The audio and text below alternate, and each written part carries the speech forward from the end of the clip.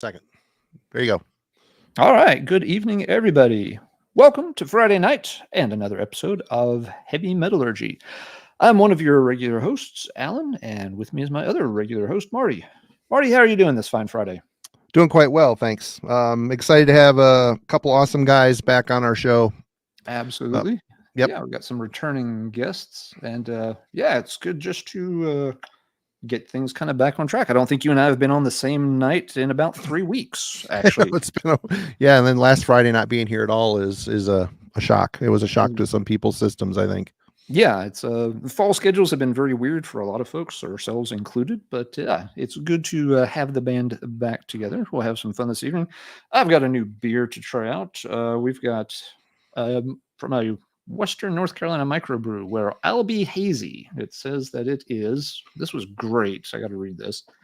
It says this is brewed with dry hopped with Citra, Galaxy, and Mosaic. I have no fucking clue what that means, but if that's not a Prog Rock beer right there, I don't know what is. So I've never had this. We're going to try it. Yeah, I've got some fancy stuff too. I splurged a little bit. I got this ham stuff. It's a microbrew, I think.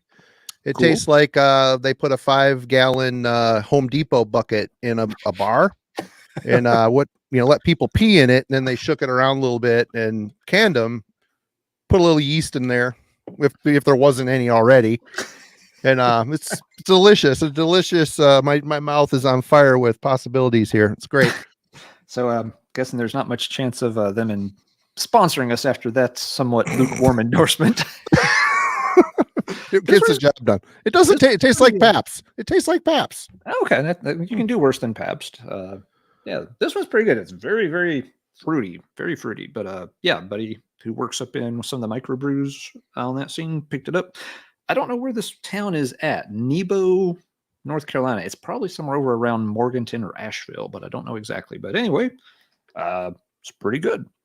But enough about what we are drinking. Marty, what are we talking about tonight?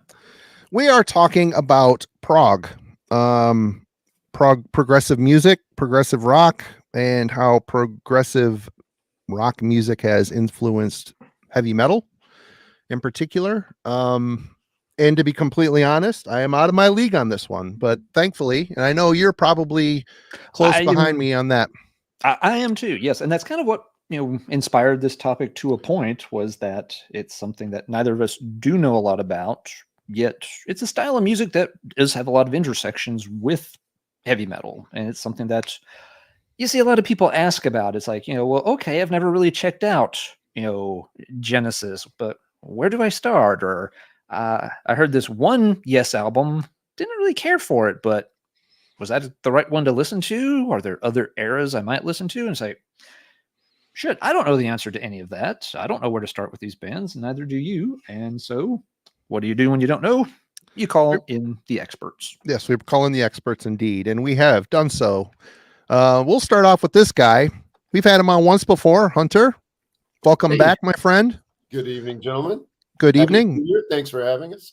Thanks for coming. One half of the Radical Research team, and here's the other half. He was on recently-ish talking about, the book's over here somewhere. It's under the pile. The new Fates Warning book. Unknown. Destination Unknown. I'll do it. There you go. We talked at length about a very proggy band indeed, Fates Warning, and it's great to have both of you guys back. Thank you so much for joining. I know you're both busy. Thank you. Yes, we love you guys. And always same time. Fun to chat with you guys. Hell yeah. But we're here to talk about prog. And I got to say, as a metalhead for 90% of my life, and as I've grown older, I've gotten a lot more mature for sure, and a lot more welcoming and open to other musical styles. But a much younger metalhead, the whole prog thing might not have been overly accepted, other than intersections like bands like Rush. I mean, they're kind of maybe a gateway band into the genre for sure. How did you guys get into this? I mean, is this more of a later life exploration, or have you kind of been in the pocket here for a while? I'll try to be succinct with my answer, because I feel like this will, for some listeners probably tonight, even maybe prog will never connect. Maybe it's just not in their blood. Maybe it's not what they want out of music. Maybe it just doesn't fit the musical values and what they want in their head. For me, like getting into Kiss early on, that was a band that was like, you know, it sounds weird to say, but they were always changing with the times. I mean, like, you know, from Love Gun to Dynasty to when Elder came out, their progressive album. I mean, I was 12 and supercharged by it. God, I never thought of Elder as a progressive album. That is Totally kind of an eye-opening. I love that album. My favorite Kiss album. I just it's can't a great believe. album. But so, and that's 81, and I was discovering Rush then too, you know, Moving Pictures. So I think I always had it in me. It's just that at 12, 13, 14 years old, I was kind of pushing some of the more progressive stuff aside because there was Slayer, Metallica, Bathory, Voivod. Like I was getting into that stuff on the first albums, and yeah, you tend to gravitate toward that when you're my age and you're into metal. So anyway, like I'd always had an interest, and I remember seeing like in 86, 87, 88, like some footage of Genesis from the Foxtrot era when Peter Gabriel was wearing like the weird hexagonal or really geographic head shape thing, singing 666 in the song Supper's Ready and going, fuck, you know, make a note. I didn't check them out right away, but I was intrigued as fuck. So I think I've always just been attracted to it. That's the long and short of it. And so naturally I explored probably into my early to mid 20s. I think it was when I really first hit the ground running with like buying prog albums, King Crimson, Camel, Nectar, and Van der Graaf Generator were I think the first four. I remember my first visit, maybe second visit out to New York. You and I, it was probably the second visit. We went record shopping a little bit, and I was quite surprised. You know, my friend, editor of Metal Maniacs, and everything he bought was not metal; it was prog. Yep. He didn't buy a single metal record that whole. That was the first phase. I remember you laughing at a Gentle Giant album covers, you know, the Giant, which is kind of funny and very kind of typically silly prog. Although Hunter can attest, that band is fucking serious as shit. That's a band I would highly recommend off the bat that any metalhead listen to. Freehand, Power and the Glory, In a Glass House. Hunter can help out, but anyway. How about you, Hunter? Same question. What was your progression into this, and was metal a little too in the way for it when you were younger, or were you with it then? Yeah, metal and noise rock, indie rock, that sort of thing. I guess my first real brush with anything progressive was Dream Theater's Images and Words, and that was because I would buy anything without question that was recommended by Eula Garrett or Borvoy Kurgan. And I got it and I absolutely hated it. I wanted to listen to Morbid Angel and Jesus Lizard, and that sax solo on Another Day came on, and I filed that record right away. And I think the next year I really started to get serious about the drums, and Mike Portnoy had made a pretty sizable impact on the scene because this wasn't a particularly muso-oriented era in overground metal and rock. And he had a feature in Modern Drummer and talked about Bill Bruford, talked about Vinnie Colaiuta on Frank Zappa's Joe's Garage, Neil Peart. And so I started sort of working my way through that music, but it didn't really connect with me. And like Jeff, I was probably in my early 20s before I started to dig down a little bit deeper. And I probably had a similar entree to most: Genesis, Van der Graaf Generator. I think most people you'll find will come through the British scene before they before they discover what a broad universe progressive rock is. But most of those albums were well distributed. Most were easy to find. Most were easy to find fairly cheaply. And anyway, as I got in, and I am not being succinct, I realize here, but I started to make those connections between The really, really acute side of Van der Graaf Generator and Voivod, and, the quirks that I found in Pyogenesis and those sorts of things. And no, I meant Panthymonium, not Pyogenesis. Always on the mind, that Pyogenesis. I mean, who can't say that, right? Panthymonium, gotcha. Yes, Panthymonium. I started to uncover more and more connections between these two things, and found that the impulses that drive my listening were satisfied as much by progressive rock as they were by progressive metal. And really, like, I have Jeff to thank, and I guess we'll get into more of this, because Jeff introduced me into the whole world of, like, the lesser known underground progressive rock. And I mean, that's been an obsession for me for the last 20 years now. For me, it was Zoller. I mean, I'm going to show a record tonight that he bought me last time you guys were here. And back in the day, he sent me like a Wishbone Ash mixtape. I don't know if they're considered prog, but they kind of strike me as that a little bit, maybe. I don't know. They're on the fence. They're great, but they're on the fence, I think. Yeah. Right on. What about you, Alan? Do you have a dog in this fight? It's something I've dabbled with a little bit here and there. I've never dove heavily into the prog side of things, but I've picked up things here and there along the way that and some of them connect and some of them don't right away. Like Hunter, Images and Words was a big standout early on. Before that, most of what I was hearing was more straightforward heavy metal. I had heard some Fates Warning by that point.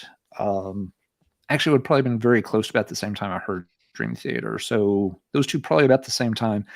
And yeah, like Hunter said, Dream Theater stood out at the time because you didn't hear a lot of other bands playing with that level of technicality. A lot of stuff locally, at least, everybody was fixated on, Cannibal Corpse or, Pantera and grungy stuff. Not that some of those guys aren't talented musicians, but nobody's listening to those, for, overt musicianship usually. And, Dream Theater was doing something very different. Putting together these more complex songs that still had a good musical feel, but yeah, we're meant to showcase, kind of a higher level of musicianship. So from there, I've checked out different things here and there, but yeah, I can't say, I'm well versed in progressive stuff at all. That's, one reason that I thought this would be a fun topic for everyone to talk about is you see this from a lot of metal fans. We know that, as y'all have said, there's a lot of influences on metal bands from different progressive fields. Folks in the chat have been pointing out things like, Iron Maiden, Steve Harris, was into a lot of prog and others. But at the same time, I feel like a lot of metal fans have a trouble getting into prog rock. They either don't know where to start, or there seem to be some barriers there. Jeff, Hunter, so I was curious, in your experiences, what are the things that kind of keep people from getting more into prog? And are there ways to sort of work around that? Or is it just a matter of taste and people like or don't like based on personal preference?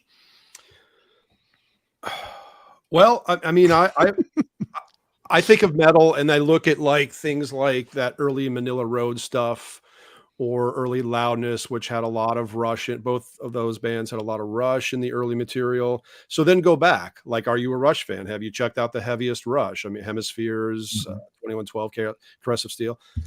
Like, kind of, for me, it would, because I didn't approach it this way, so I don't probably even know how to answer. But like, I would just go backwards. You know what I mean? What about Deep Purple? Well, what about Uriah Heep? Have you checked them out? Well, what about Lucifer's Friend? Like, keep going in that direction.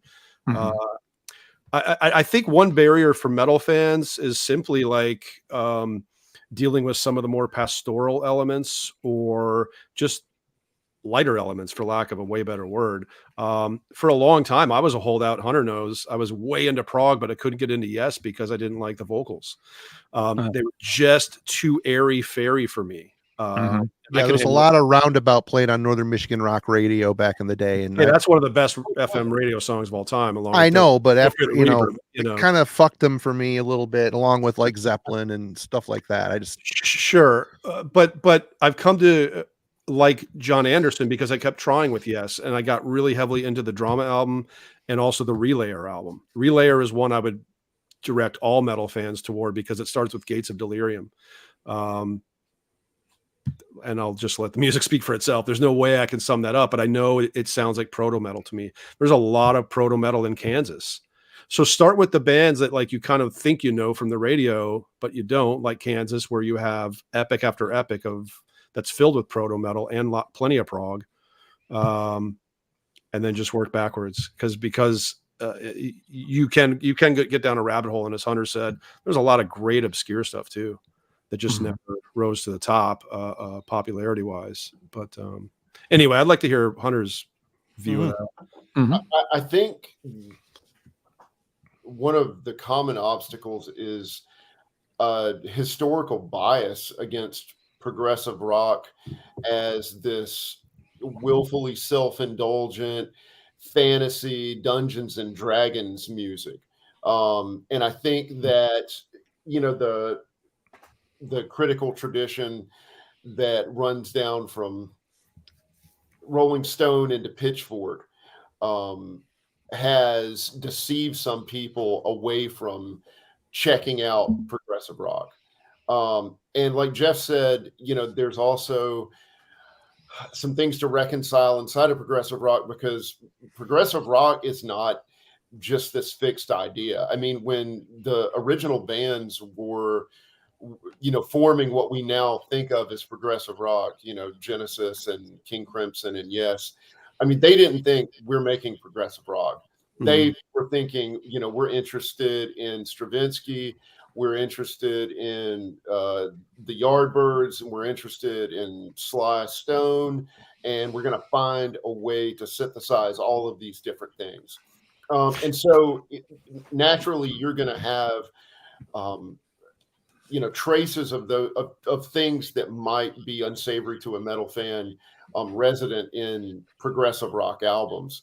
But I would urge any neophyte to be persistent, because they're going to encounter a lot of things that might be alien to them. But I think that this is music that takes work and devotion. It's like metal.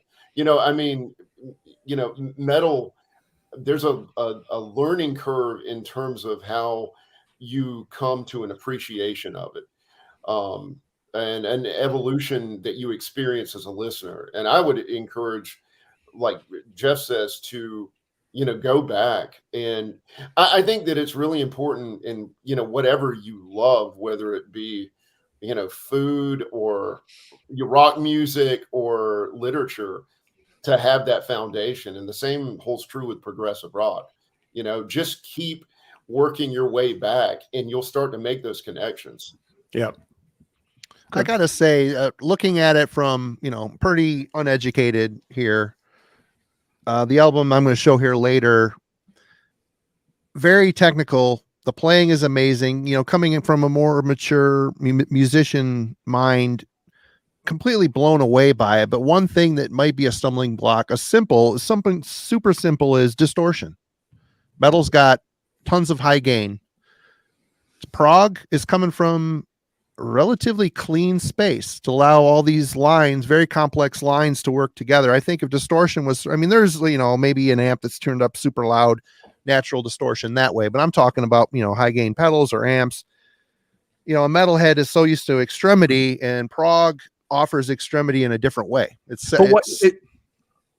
Go ahead. Yeah, sorry. No, I mean, you're absolutely right on, but I think that, like, I guess it depends on where you're at as a listener, right? Yeah. There's no reason I didn't actually follow my curiosity in Genesis at 14, because I was busy getting that testosterone, you know, kick from all these other bands. But like, I gravitated toward it because there was something in it that I needed, and I don't need distortion all the time. I surround myself with so much distortion and extremity, and like, you know, I just bought my first Goat Lord album today, actually, so we'll see how that goes. But like, I mean, like, it's just we're surrounded by that as metal fans, right?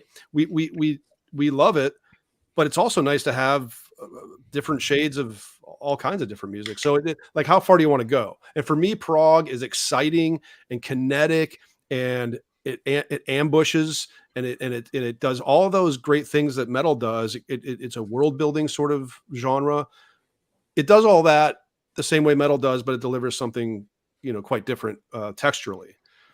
But I do think that they're more of a same mind than they are different. I think it's why there is a lot of crossover. That's why there are a lot of fans who are, kind of primarily prog and metal, or bands that mesh the two. But yeah, so I think if you can just drop the thing with the distortion, and I get what you mean. But is extreme is not extreme if that's all that you're digesting. It becomes the norm, and then it's not special. And I also have to say, with some of the stuff I have heard, there's a level of excitement in prog that, excitement in I'm not going to sit here and slam metal, because I'm not trying to do that. But there's certain formula that a lot of metal bands follow, where prog seems to throw the formula out the window. When you listen to these song compositions and song structures, your brain is telling you it's going to go in a certain direction, and then all of a sudden there's a sidestep from that, and something completely off the wall different. And I mean, the album I was listening to last night, I was repeatedly blown away at these like completely complex song structures, and it offers up this level of excitement. This record that Zoller bought me at, well, I'm going to show it. Since we're talking, I'm going to show it. Okay. Great. Fuck yes. Oh, Fuck yes. Yeah. I mean, that's all-time classic. Yeah. It's got everything. Yeah. It pushes but one thing about this, it was recorded in 74. I think side 1 is live. Side 2 might not be. I didn't hear the crowd noise on the second side, but there's a very much from the 70s feel to this. It's very dated sounding, but that is my only real complaint. The musicality of this record is so complex. I mean, Todd Rundgren, a lot of people don't realize how sick of a guitar player this guy is. Always has been. He does that. I don't want to work. I just want to bang. I mean, he's written, pop schlock as well to pay the bills, I'm sure. But he's a pop genius. I don't think that's even so much subjective as it is kind of established fact at this point. He has a love of pop that probably eclipses his love of prog. But that album right there, Rundgren was solo wise and with Utopia just really writing his best, or at least his most creative experimental stuff. And I want to sit here and tell you that there's improvisation on here, but there's not. It just seems like the band is so in sync. They're doing these crazy transitions off into other areas. It's mind blowing, and they do it live. It's just, what is it? It is Utopia. Todd Rundgren's Utopia. First album, the one with the eyes. Yep. Or the eye. Great cover. Great cover. And it made me realize, I've heard some Genesis. I used to have a Genesis album with Peter Gabriel on it, and I liked it, but I think I gave it to a friend because I didn't think I was going to listen to it much. But this here made me kind of realize that I didn't have a clue what prog was. I'm not saying this is the be all end all prog record, because it's the first one I really sat down and clicked with.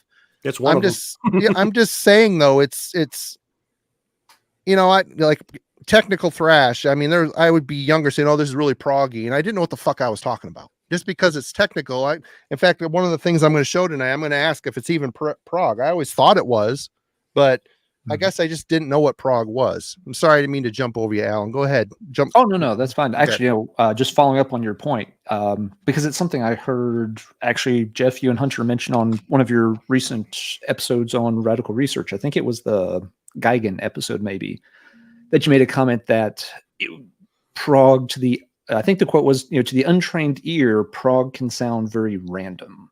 And I know that's a problem I have sometimes with it, like Marty was processing. You're used to songs going in certain directions or following certain, patterns or motifs. And a lot of times prog almost blatantly refuses to do that. And that can make it for, a very challenging listen because you're not used to songs going in that way. Is it random or is there really a blueprint, that's often being followed? I mean, I think that prog is sort of an act of rebellion. I think it waged warfare against expectations of how a song had to be written, how a song, had to be performed. And there are no rules, but it's certainly not random. I mean, no, it's not deliberate.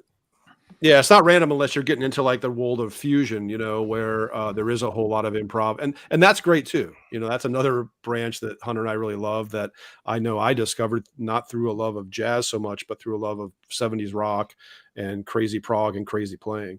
But that can sound random just simply because it's kind of off the cuff. But even the wackiest compositions by King Crimson are beautifully orchestrated. It's just that they're coming from a left field orchestration, I suppose, or arrangement style. Again, I think of if you guys are wanting to turn a metalhead onto prog, and there's an issue with randomness or the seeming randomness of some of this stuff, I would go to Gentle Giant, because again, there's so much going on in Gentle Giant, but I do feel like they follow something not predictable, but more digestible in their songs. They don't do 20-minute songs. I just think they're very song friendly and one of the most versatile and surprising bands out there. And they rock. Oh, they when they rock, they kill. Yeah. So yeah, Gentle Giant. I mean, I think that's a really good gateway for people. I think Crimson is the ultimate gateway for a metal fan. I think Hunter might agree with that.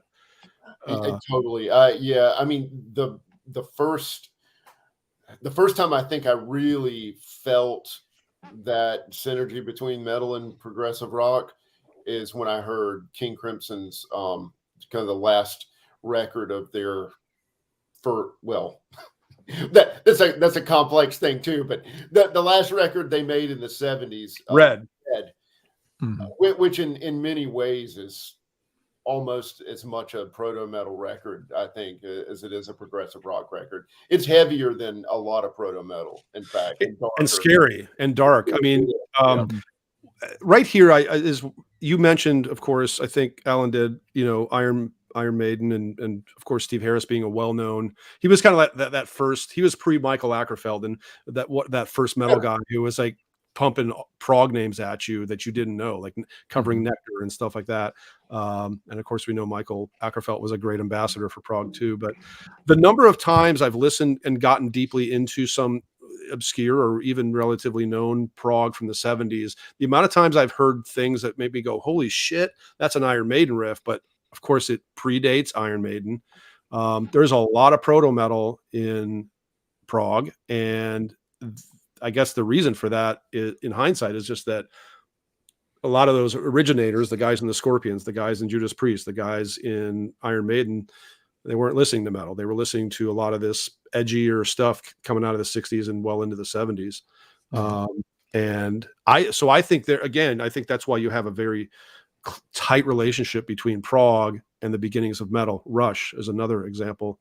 And then look who got inspired by those 70s bands, right? All the legends, Metallica, Slayer, Megadeth, on and on.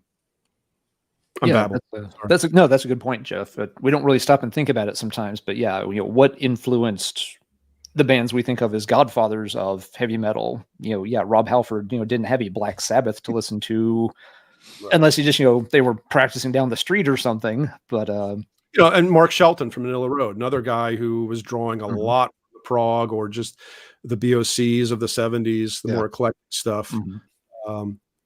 BOC's another one. I think they would appeal to metal fans as long as they don't expect them to sound like some of the records look. Some of the records look very, very metal, but that's not what BOC is going for. Although I think Cultosaurus. Sorry, something stuck. Yeah. Hey man, that's maybe my favorite BOC album. Yeah, he's the one that turned me onto that album. Actually, Jeff said check out that one. I liked it.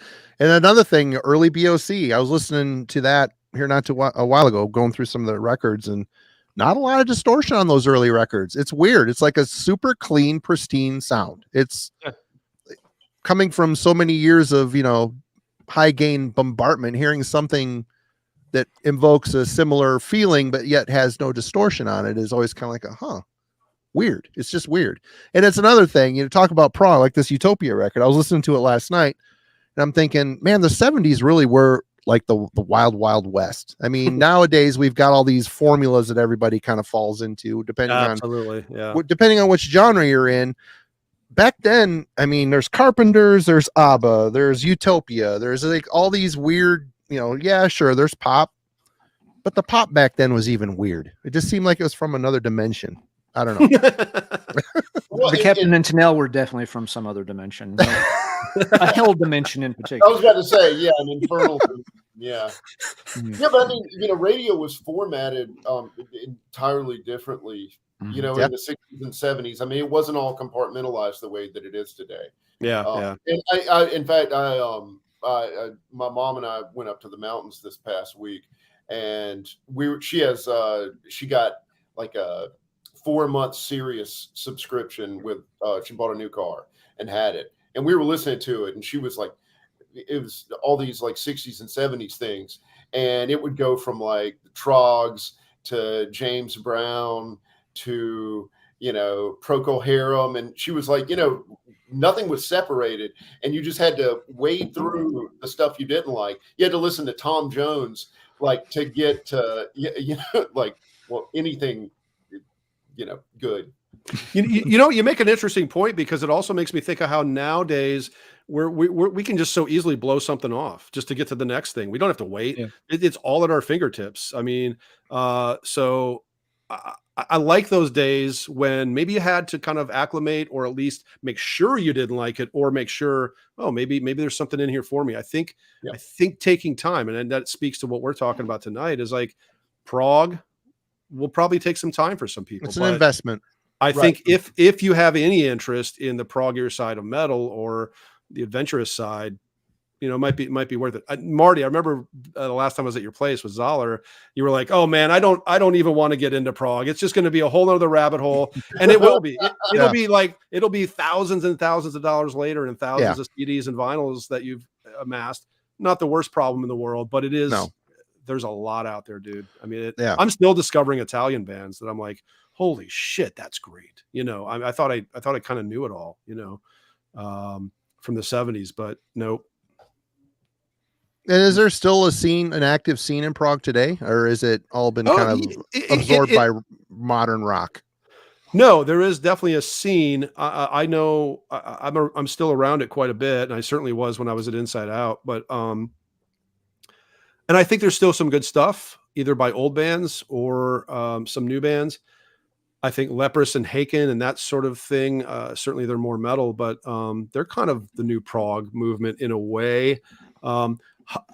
But like I hear in metal, I hear a lot in prog too, where now they're influenced by themselves or by bands that they want to sound like, versus these bands from the 70s who are drawing from, as Hunter was saying, multi-genre and just into the stew of rock. It's the same thing as early metal, where they weren't drawing from metal, they were drawing from things that were getting close to metal. Now you have a lot of, I think, cannibalism within metal and prog. So you ask if there's a prog scene still. Yes. Are some of the bands still good? Yes. Are some original? Yes. But that's getting fewer and fewer, and I think the cannibalism is just too common. It sounds a little bit like certain heavy metal circles with absolutely the new movement of old school death metal is all just emulating old school death metal, or absolutely not as good. Minus the riffs. Yeah, or new wave of traditional heavy metal is just trying to pretend 1983 never ended. And there's a band called Riot City that I come across on Metal Archives. If you like them, great. I haven't heard them. I look at those album covers, I'm like, are you fucking serious? Like, people were trying to get away from that, like in '83, and just settling for these bad album covers. But now they're sort of emulating. It's kind of a thing. Yeah. It's a thing, and that's fine. I don't know. I guess I want the band that sounds like Riot City that came out in '79. There's a genuineness to me about that, but that's because I'm an old fuck too. I guess I don't know. You just you pulled something, Hunter. Is there something you wanted to show? Yeah, I did. Because Jeff's responsible for this. But in terms of, Jeff was talking about going down rabbit holes and spending thousands and thousands of dollars. There are only a few really good and reliable books on progressive rock. But the good ones are, this one's one, Strawberry Bricks Guide. I hate that you have that. I still don't have a copy of that. $21. It's great. I bet it sells for way more than that now. Yeah, and the other is this little gem, the Progressive Rock Files. That's how I got into Split Ends. I was like, Split Ends is a prog band? Yeah, Jeff brought this to my place one time when I lived in North Carolina, Yeah. and I mean, I think we spent half the day just like going through it, and then we wound up in a potentially Pulp Fiction like That's right. scenario in a record store in Winston Salem. We And did. there was no non-consensual anal penetration that day, and we There was actually no found pretty good records, but there was no gimp, but yeah. Yeah. But So yeah, anyway, that's we were so just dying for prog at that point, like just more and more and more. And you know, I remember you bought a Becker Brothers album that weekend. I bought a Gentle Giant one. We were laughing at like names like Pineapple Thief. Remember coming across that name for the first time? Like, but yeah, it's boy, I guess once you're infected with the bug. Yeah. And Jeff, that's a good point too. Like beyond some of the lighter and more pastoral elements, there's an element of whimsy in prog occasionally that might, because I mean, for me, I like my music mostly to be serious. You know, I mean, I came up a metal fan, and you know, it was like, well, you know, this band hadn't mentioned Satan one time. And so what looks like a silly signifier here or there can kind of put you off, like Grobschnitt, a band that Jeff and I both love. There are elements to their album covers and some of their song titles that made it difficult for me to digest early on. But again, you know, you take the time and you come around. I also think there's a weirdness to some of the humor. Grobschnitt definitely qualifies because they have that just off-kilter German sense of humor. It took me a while to get into Frank Zappa, but now I own like 32 albums, and there are a couple more I'd like to have because they're not only they're phenomenal on a number of levels, but I had to get over the humor element of it. Because that's like my problem with Zappa. The musicality is genius, but the level of, you know, humor in it always bugs me. Humor in music typically rubs me the wrong way. Usually me too, but I think positivity too. It used to be positivity pissed me off. Yeah, but now you're into Halloween. So yeah, Halloween and Lost Horizon. I mean, yeah. Positivity. Hate that pisses me off.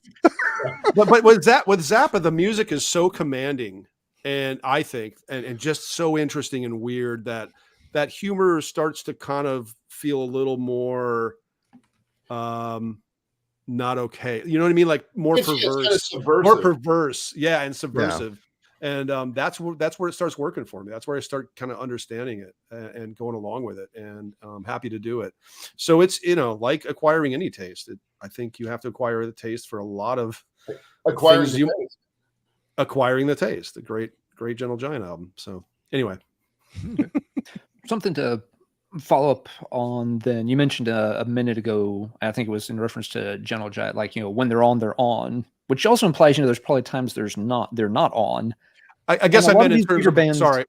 Oh no, I was just great. You know, a lot of these bigger bands or, you know, long term bands, it seems like they go through some very radical shifts in sound over time, so that the albums they record for a couple of years may be very different than what they do a few years later, which also makes it a little intimidating to try to get into some of their catalogs. You could pick the wrong album, quote unquote, you know, to start with, and it leave a bad taste in your mouth and not realize that, oh, if you had listened, you know, people are used to example for Phil Collins' Genesis, and Peter Gabriel Genesis is a completely different critter.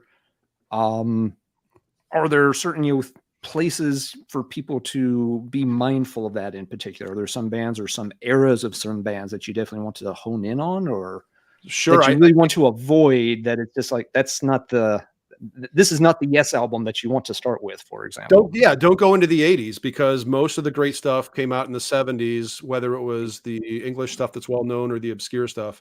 I think more great prog came out in the 70s than any era. It's probably not I think everybody knows that.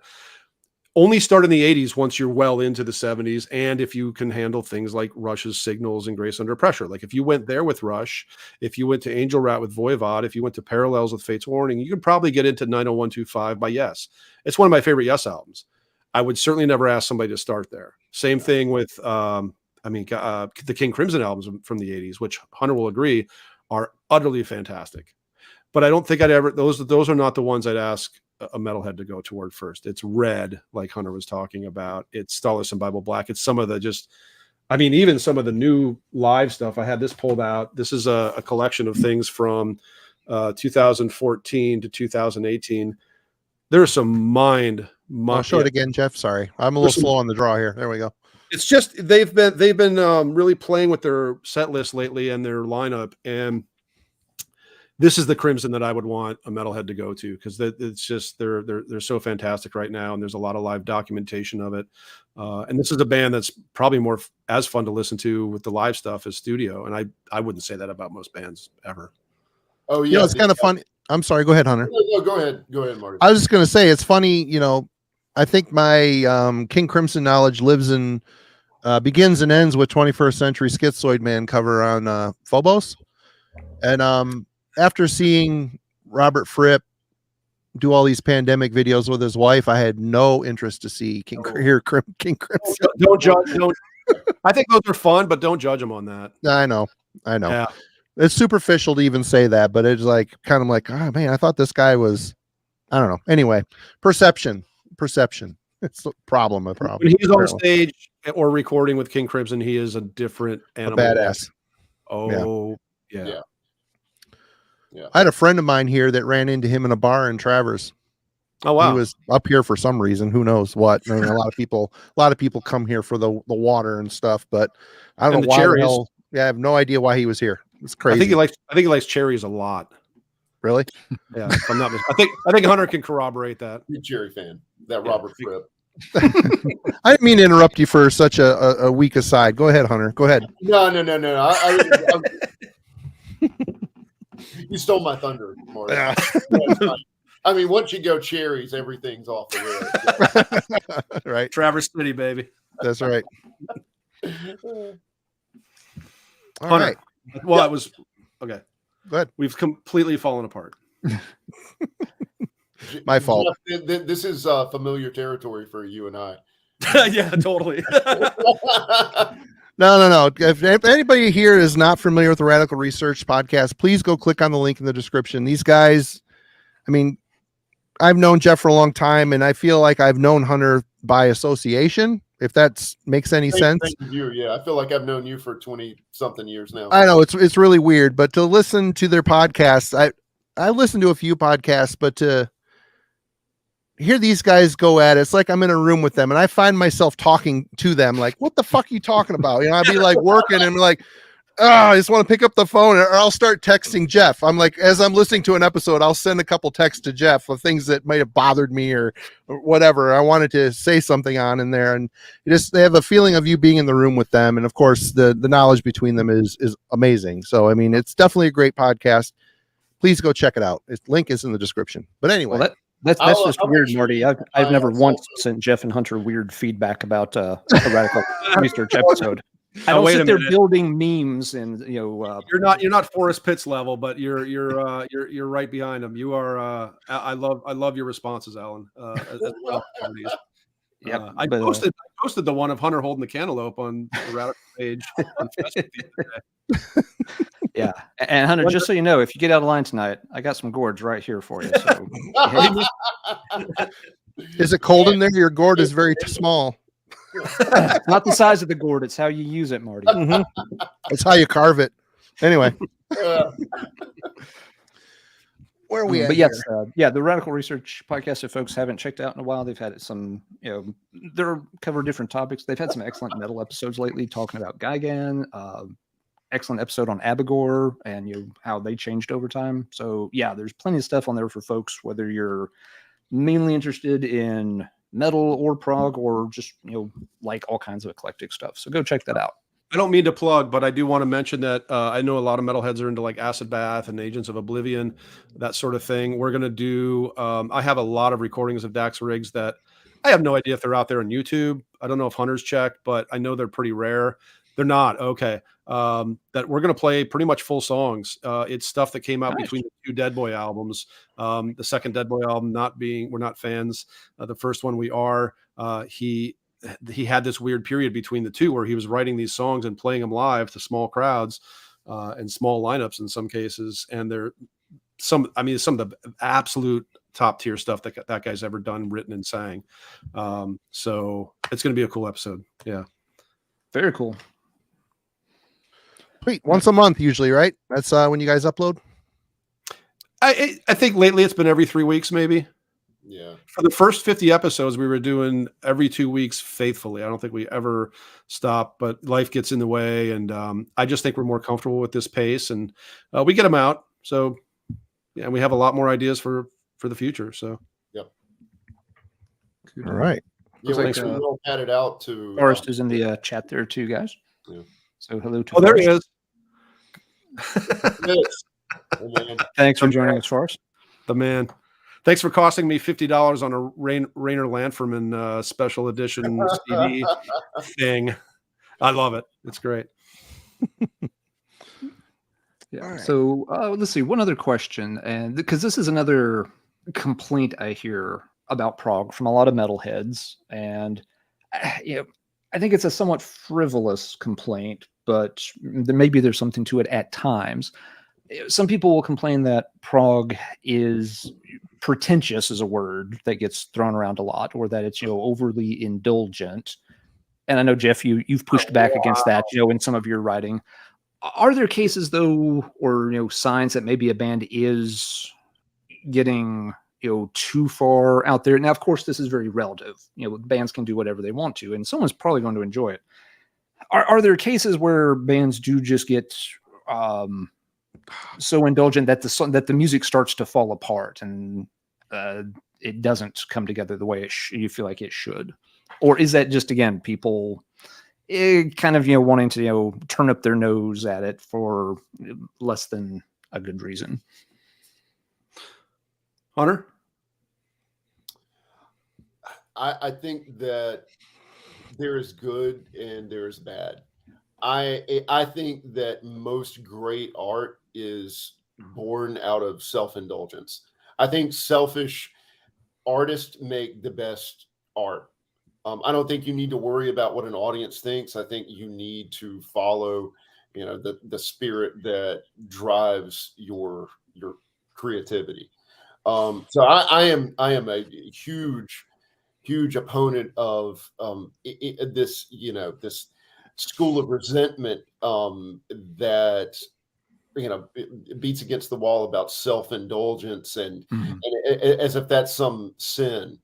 Yeah. It's not. If anything, I think it's a virtue. But like I said, I think there's good and there's bad. And that seems like sort of a pithy answer to that. But I don't know. Jeff's got a lot of great. Jeff and I've had this conversation many, many times, and Jeff's got a lot of great insights into this too. So, think about all the metal you love that's on the busier side, on the crazier side. What is that but self-indulgent? You also will tend to hear it from the punk crowd or the kind of like pop crowd, or the people that like their music more simple. But to me, it's everything Hunter was saying. There's really nothing I can say beyond that, because I agree with that 100%. But I feel like why not indulge? Like if you're hanging back on your instrument or you're listening or whatever it is because it's you don't think you should be trying hard or should be doing something in earnest, you're wasting your time. This is not what music is about. Music's not about like half measures and pulling back because it's not cool. You know what I mean? Fuck cool. I don't think now. Don't get me started. But that's where I'll end it. Yeah. Hey, look, Devo said, I'm through being cool. I think that it is lame ass and reactionary to set up all these boundaries and to play in this sandbox and say, oh, I can't do this. And I think that it speaks to the strong artist, like post-punk, where all those energies and all those built up ideas that were inside of punk sort of dispersed afterward. And instead of Sex Pistols, instead of Clash, you get Public Image Limited, you get Joy 23, Division. you get Killing Joke, you get all this amazing creative music, because if you bind up a creative person, that artist is going to explode at some point.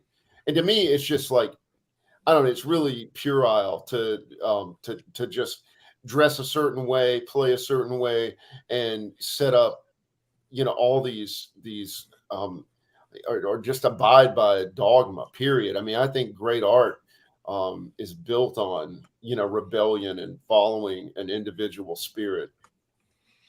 And the good thing about all this is, let an artist be pretentious or overblown or flamboyant in their music. You just got to sit back and enjoy it. It's not like you have to go have chicken dinner with the person. It's not.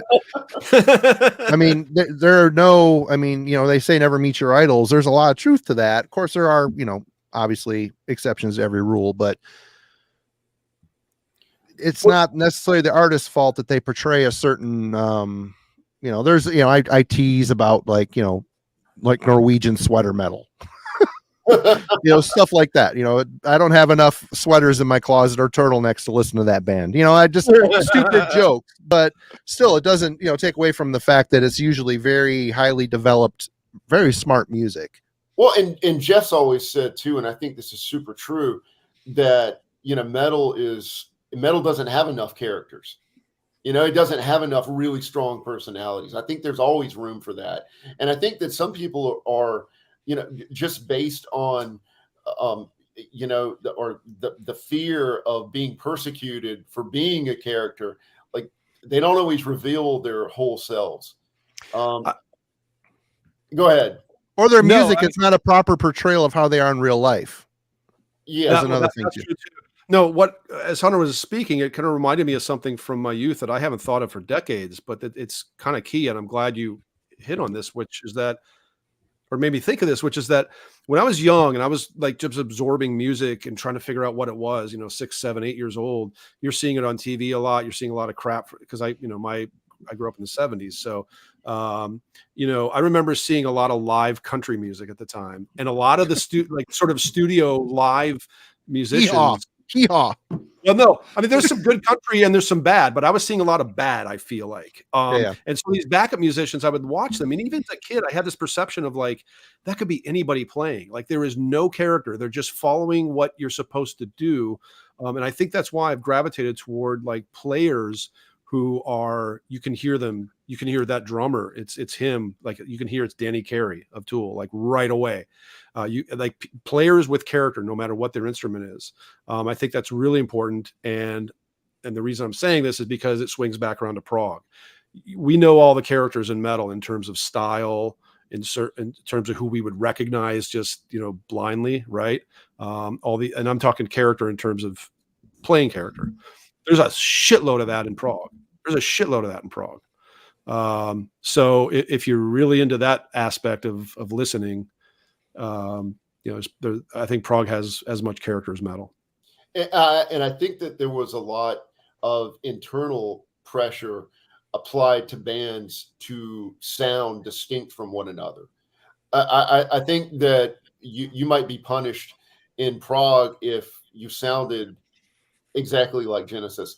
There are great Genesis sound-alikes. Neuschwanstein's Battlement.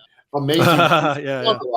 I wish I was going to pull out that album cover because it's such a metal-looking album cover. Super metal, yeah. But yeah, I think that that you got all this exceptional music from the energy that was required to develop these singular personalities. Like Jeff was saying, like when you hear Yes, like that bass tone.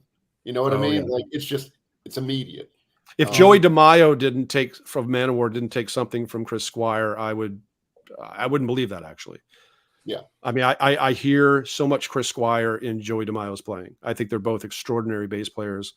But certainly Chris Squire laid the groundwork for metal bass in a way. Motherfucker's nasty. That guy's great.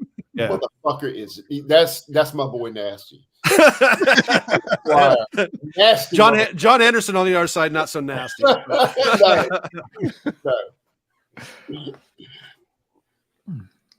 Well, did you get through everything? Did we get through all the topics here, Alan? I think so. I think so. Before we do individual albums, if Hunter or Jeff, if you'll indulge me for one more kind of random newbie intro kind of thing, I want to name a couple of the bigger name prog rock bands, and if you don't mind, what album, if you have to pick one album for somebody to check out as an introduction to the band, because again, some of these bands, their catalogs are massive. If someone's flipping through stuff at a used record store, it's like there's 9 different Genesis albums here. I don't know which one to buy to start the journey with. So I want to throw a few band names at you and pick one album by each band that you think would be a good introduction for someone coming from a heavy metal background. Cool. Lightning round. All right. Yeah. Just kind of we don't have to go deep on them. Just what you would recommend. Feud earlier, so I'm ready.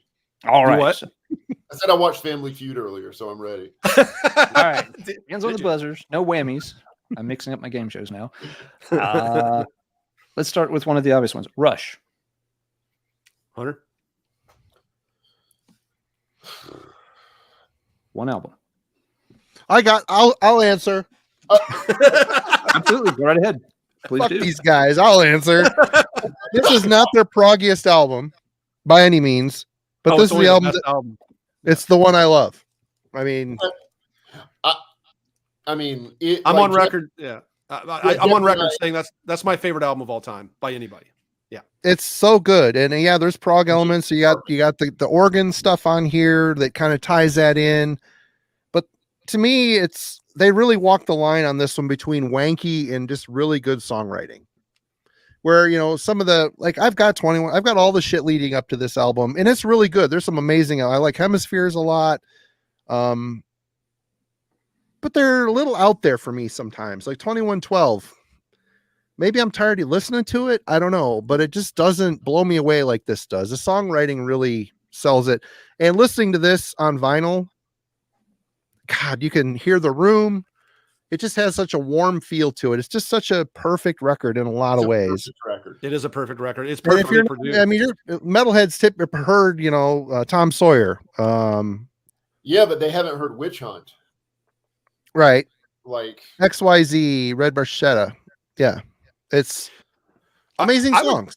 I would say Caress of Steel. That's going to be my answer. Okay. That's very proggy. Yeah. I was going to say 2112 because it's sort of the connective tissue between Caress and where they went after like Farewell to Kings, but I don't know. I think it's pretty metal friendly. I consider them an early metal band in a lot of ways. Cygnus X1, is that not metal? That's totally metal. And Natural Science. And I think that there are traditional prog fans who had a hard time with Rush because of the amount of rock and heavy metal in their music. Yeah. Okay. Band number 2, Genesis. Nursery Crime. Foxtrot. No wrong answer there. I don't think. I think the one caveat with Genesis, and I'm massively into that band, top 10 band for me easily. They generally are going to probably sound a little light to your average metal fan. It's a very different texture. However, something like The Knife from Trespass is early metal, no question about it. They wouldn't go there often, but I think what's so great about them is they do have a darkness, and they do have a world building aspect, and they do have just unbelievable ideas, and I know, Nursery Crime, for instance, the guys in Dark Tranquility have said, yeah, we stole a riff on there for Mind's Eye. It appeals. So yeah, I think, and then Foxtrot, you can't go wrong with that either. I think Trick of the Tail is the one I had. They had the hand-drawn cover. I think that was the one. Yeah, that's good. Okay. Can't use with that one either. All right. Band number 3. This one y'all have mentioned a few times tonight, and you may have already recommended some albums, but just to have it on the record here, Gentle Giant. In a Glass House for me. And we're talking more like what the metal fan would. Right. Yeah. If there's there's a kid into heavy metal and they're curious about prog, what's the album you're going to hand them to start them down that rabbit hole? And you said In a Glass House. That's a great choice. I'm going to go with Freehand. Okay. Yeah, that's a little more concise. it A is. little more rocking. But God, that whole run of albums by them, pick them up at your local dealer. All right, let's do one more. Yes. Well, Hunter knows my problem I had with Yes. Like I was the last prog guy standing that wasn't into Yes, and it was again because of his vocals. And then I heard Relayer. So I'll say Relayer. But I want to say Drama as well. Drama is my favorite. That is my single favorite Yes record. Wow, it's great. But Jeff mentioned Gates of Delirium earlier, which is the sidelong opener on Relayer. That would be the best introduction, I think, in Yes's catalog to for a metal fan or someone who wants to hear the heavier side of prog. No question. All right. Well, I appreciate you indulging the question, but yeah, that's at least gives some. If there are some folks out there who are interested in exploring the genre, maybe that'll give them a few signposts on where to start their journeys. Kellen's got a good question here. I'm going to throw this up. Oh, what's going on? Question on pretentious, indulgent wankery. Are you equally interested in bands players on metal labels like Shrapnel Records? If you consider prog different, I'm curious what separates them for you. Okay, to me, that's exercise. Yep. There's a lot of exercise guitarists out there. This, I wouldn't like Apocrypha as a Shrapnel band. They're cool, and they're not focused totally on shredding. I think the shredding stuff is no interest to me because there's no song. It's not it's just not interesting. It's great that you can play that arpeggio so fast, but I don't know. Give me something I can use. That's kind of generally my take on that sort of world. I'd like to hear Course Hunters. It's exercise and scale memorization without feeling. It's it is a legion of people who now populate YouTube, who who have no ideas, who have no idea how really to interact with other musicians in a meaningful way. For me, that's a great point. Yeah, that's a great fucking point. It's also is it song oriented? Because I think of something. The person that asked that mentioned Shrapnel, so let's stay there. Racer X. I mean, they were more song oriented, so it feels better. It's more enjoyable. But all the kind of Shredfest solo artists on that label, boy, I tried those records back in the day, and I'm not going to name any, but not a lot of keepers. No, they're not interesting. It's the same thing with Yngwie. Like, I think I start to feel like he later just started writing records just to show off his guitar. He was always showing off his guitar, but something like Marching Out is so song oriented. I mean, that's one of the best records of all time. Why? Because it's song oriented. Yeah. The first three albums are very much in that realm. I remember back in the day when I was a teenager, just started driving. Tony McAlpine had a guitar workshop here in town. Me and a friend went there, and it was 20 minutes into it. I'm like, why the fuck am I here? I mean, we got up and left. It's like, I mean, it was probably like the back in the days version of what YouTube is now. I mean, amazing guitar players, don't get me wrong. They've logged in the hours, more power to them, but write a good song. That's a good challenge. Don't write a 30-second thing you're going to jam on for 30 seconds before you go off onto something else. Write a fucking song that makes sense. That's good. It evokes an emotion. That's a harder trick. That's a harder trick. My dad. Oh, go ahead. Sorry, Jeff. No. My dad said something, and Jeff knew my dad well. He was a man of wisdom. But he told me one time, because when I started getting into jazz and stuff, my dad was having none of that. Oh no! And he said, "Boy, you don't have to be good to be great," and that really resonated with me. It's fucking true. Yeah, and dads are smart. Yeah, it's like Transylvanian Hunger was not made by the most capable of musicians. but it's a timeless record because of the strength of its ideas. Yep. It achieved exactly what it had to and was supposed to. Yeah. And the Yeah. presentation of said ideas. Everything. Yep. Mm-hmm. You don't need a good production to have a great record. Nope. And here is a perfect. The first Zoller sent me the first Vinnie Vincent album a while ago. And man, what a ridiculous mess that fucking thing is. Oh yeah, dude. It is so over the fucking top. I love the Vinny era of Kiss. I mean, Creatures and Lick It Up. Those are great albums. When he went off on his own, he just lost it completely. He had to be dying, and hearing him play on his solo albums, playing the shit he was playing for Kiss had to kill him inside because I guess so. I don't know. Yeah, that's when. I don't often like the term wankery because I feel like, just because they can play well means they're wankers. They're wanking. Not really, no. But that's wankery. Vinnie Vincent is indeed the definition of wankery. No doubt about it. And I like a high pitched male voice, but that guy on both of the Vinnie albums. Well, Mark Slaughter, isn't that who it is? On the second album. But both those guys are intolerable. I didn't know that Mark Slaughter was on the Vinnie Vincent record. The second one, yeah. Really? All Systems Go. Yep. Yep. Amazing. Does he? I hate that I know that. Yeah. What's that? I said, does he fly to the Angels? Yes. Hunter's trying to wait stick your it heart. to you, Jeff. Just ignore him. Flowers bloom in your name. Slaughter jokes, and they're not the Canadian ones. Well, shall we show off some records? Let's take some turns showing off some records. Jeff, you're up in the. I got so many here. You're up in the place of power. We're gonna make you bigger here. No, and, this is actually my bed, and it is a place of power, but it's not that kind of power. Let me assure you. Yeah. No, my music room is over here. I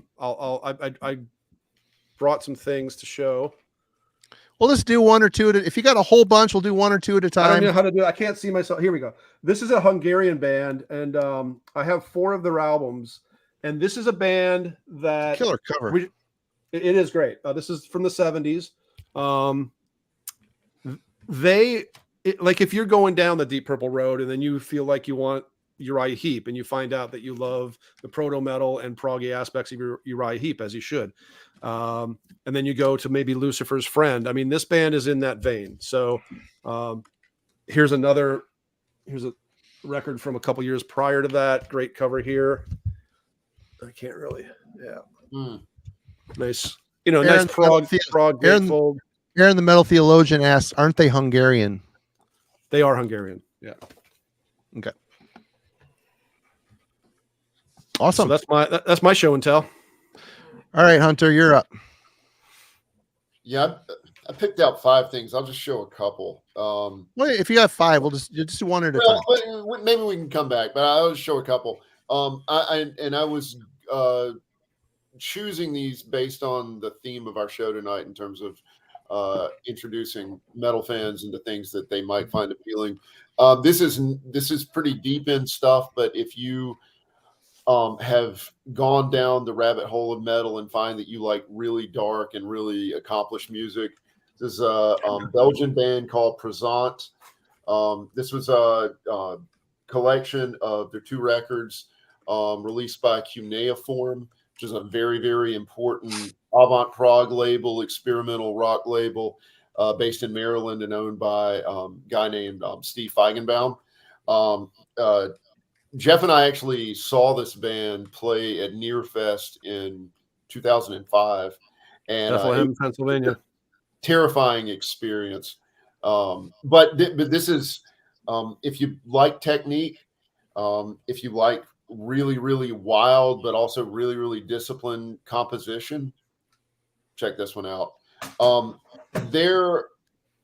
really think that there are probably more great Italian. This is debatable, of course. I think but maybe there are more great Italian. Yeah, here we go. Oh, well, that's one of Well, first of all, these guys look really metal, man. You were gonna mention these guys, right? Well, that's not the one I picked out, but yeah, of course I was going to mention it. It's one of the greatest albums of all time. But I'm not trying to steal your thunder. I just want to make sure we get the Italian records up here. Semiramis, how badass are these riffs, and how much would metal fans love what this guy's doing on guitar on this record, Hunter? Oh, dude, it's madness. This is the There you one that I pulled out. Oh yeah. Alpha Taurus. Another, Beautiful. and these Italian bands weren't normally all that prolific, so you can just sort of graze on the pasture of plenty in Italy, and there is plenty. But this is a great metal record. I mean, a great, really heavy prog record, and also Italian bands. For some reason, if you like synthesizer, they have some of the greatest synth sounds in the entire prog kingdom. I can't believe we haven't mentioned Goblin. I mean, there are two gateways to me. Like just for talking to other metalheads who've gotten into prog, you know, and you get to know each other. If there's one gateway, it's King Crimson. If there's the second gateway, it's usually, I think, Goblin. I think that's been a huge gateway for a lot of people from metal to prog. Gosh, and then Cherry 5 too. Cherry 5, but Goblin. With Goblin, you've got Roller, which was their original album. Goblin was most known for their collaborative relationship with Dario Argento. They soundtracked Profondo Rosso, Suspiria. But even later stuff, like Buio, Omega, and Zombie, it's all, I mean, such a great band. Yeah. Thank you for bringing them up, Jeff. It speaks. Sure. I think you had another thing to show, so I didn't mean to. Let's see. This is. We can catch you on the next round if you want. Yeah, let's do that. Oh, we're doing rounds. Oh boy. Okay. Yeah. Alan, you're up. Okay, let's see. Well, this band just got mentioned, so might as well go ahead and show it. And again, just to be clear, I'm going to have to stick a little bit more to the metal side of things as opposed to the pure prog side of things. But King Crimson is one that it seems like a lot of metal fans do have an easier time getting into and appreciating than maybe some other bands. I'm not necessarily sure why, but this album in particular is there's a ton going on, but at the same time, it's very digestible. Every song has its own personality. They're all very, very well done. Everything is, very distinct on it. This is one of those albums, things don't run together, but at the same time they do. You know exactly when songs, are kind of transitioning. You don't get lost, 20 minutes into it somewhere. You don't want to listen to that album in parts. That's why. Right? You really don't. Yeah, it's the kind of album you put on and you'll play it all the way through. It works absolutely fine. But you always know when something else is happening on it, and it's song oriented enough. It's heavy enough right away. Of course, with 21st Century Schizoid. But a lot of the songs on it aren't that heavy. You've got Epitaph. And, Epitaph is one of the greatest songs of all time. And the In the Woods cover is one of the greatest covers of all time. Yeah.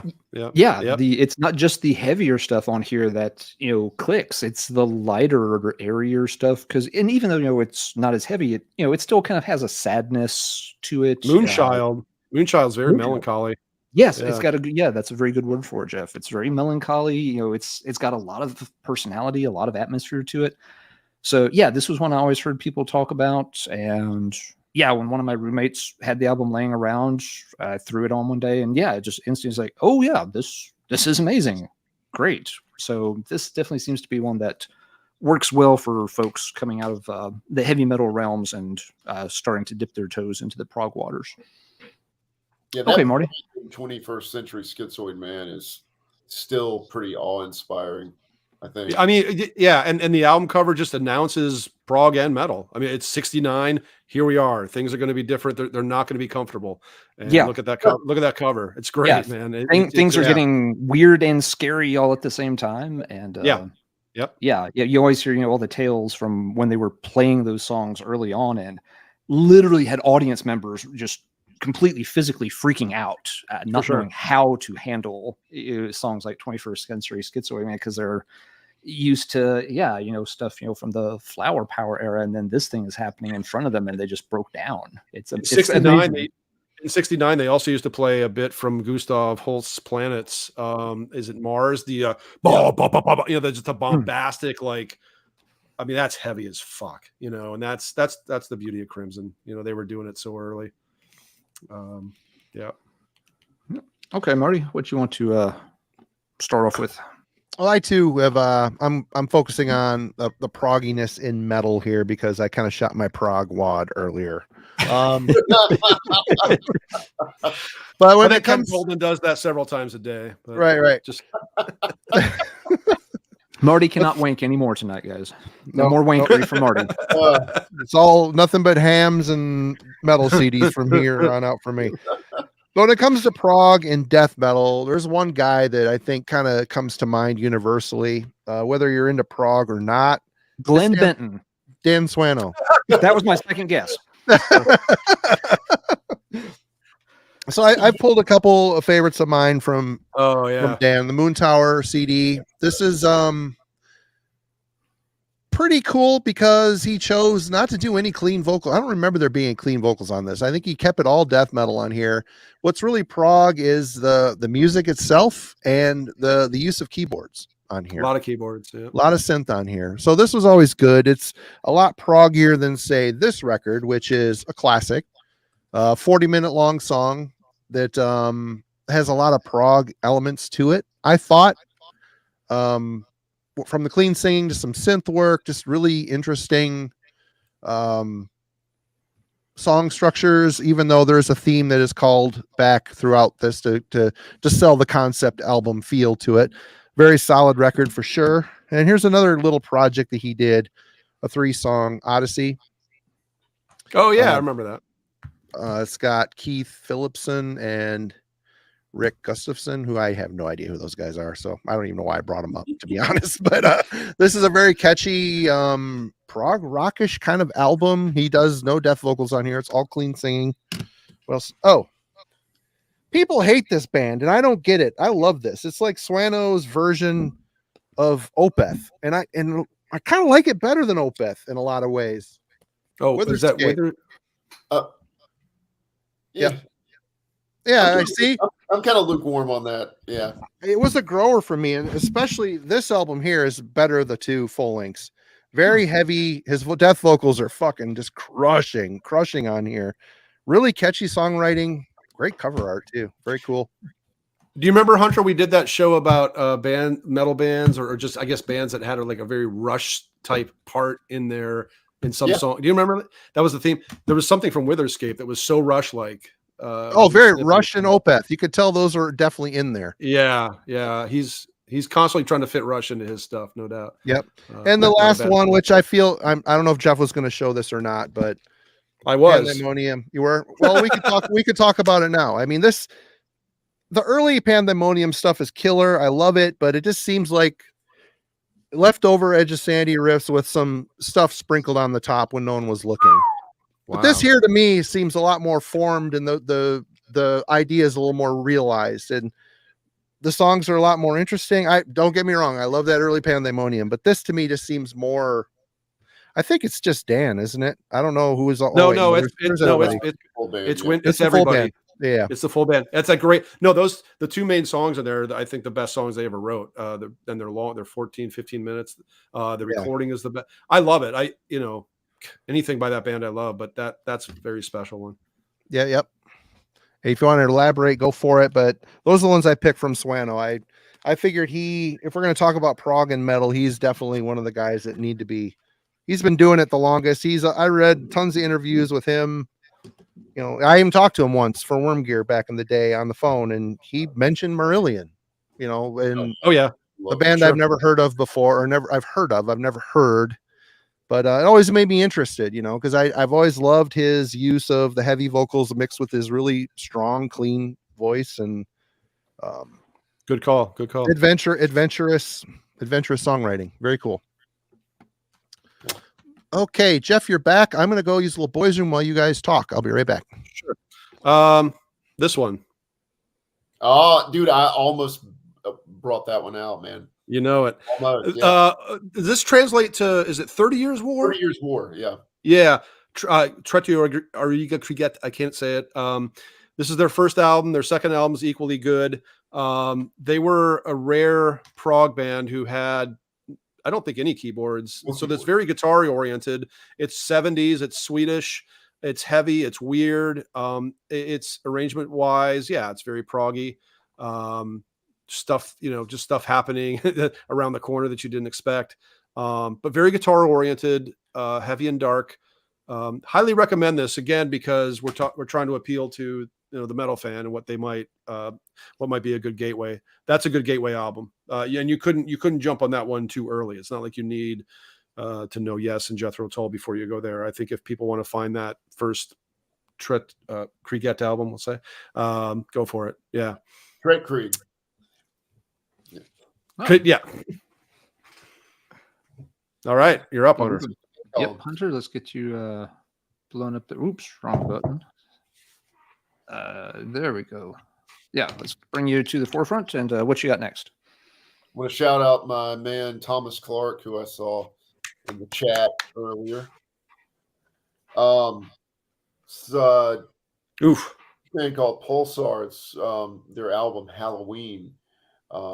Man, this album, Pollen and Strands of the Future, are all essential to me, I think. Totally.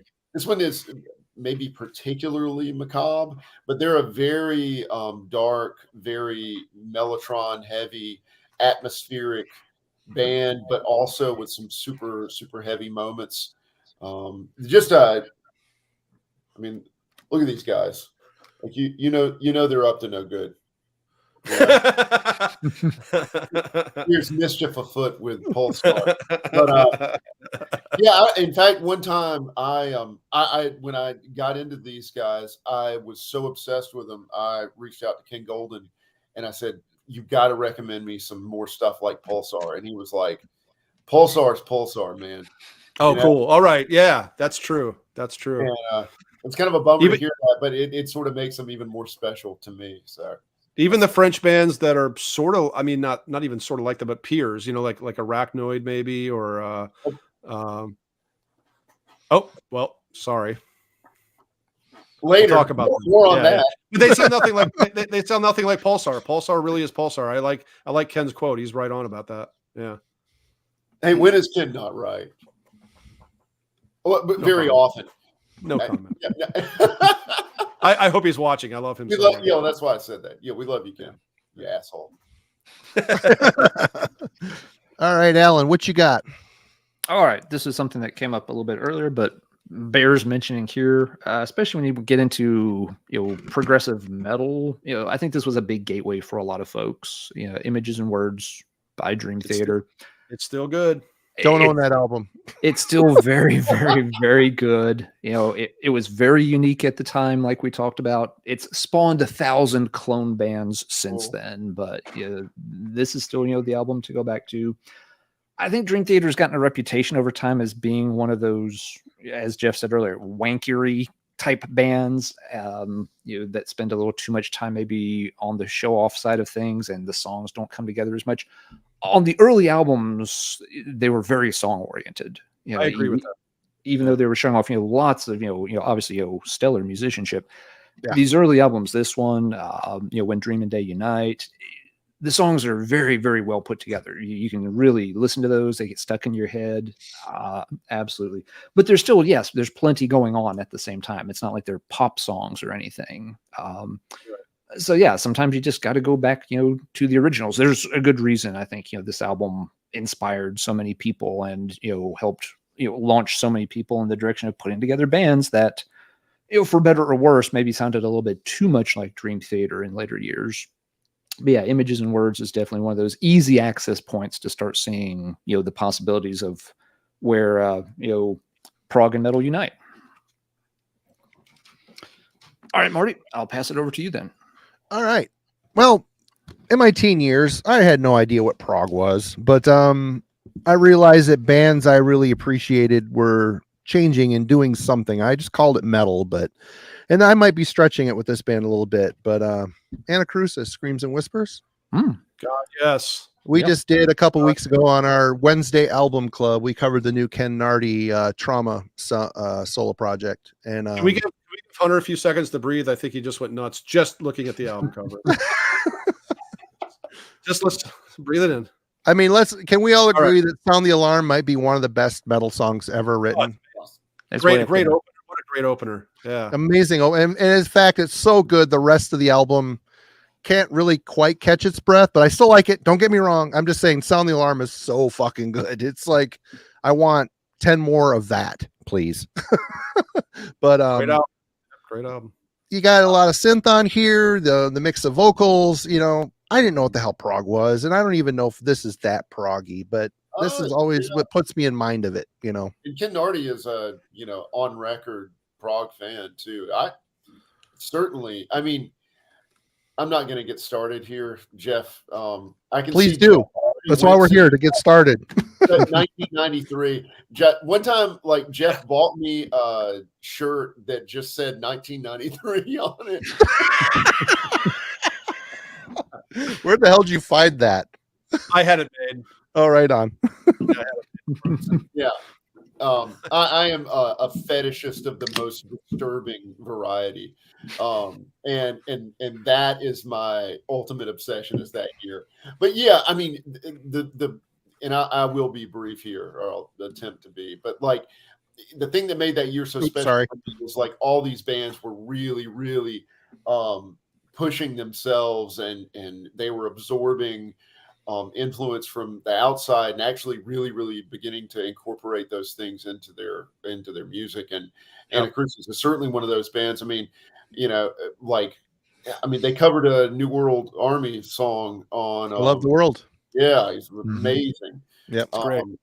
So did I say New World? I meant New Model Army. New Model Army. New Model You Army. said New World Army, I think. But it's all right. I know what you meant. Yeah.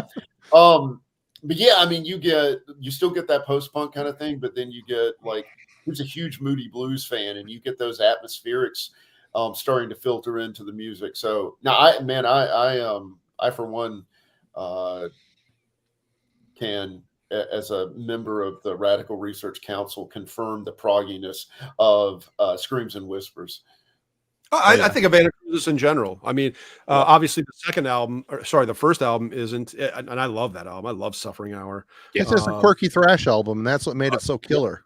It's great, but that's the thing, and that's partly what makes progressive is that, you know, are they going to leap and incorporate new influences next time, and then are they going to take that leap from album 2 and go to the, you know, continue to just challenge and bring new elements to the music?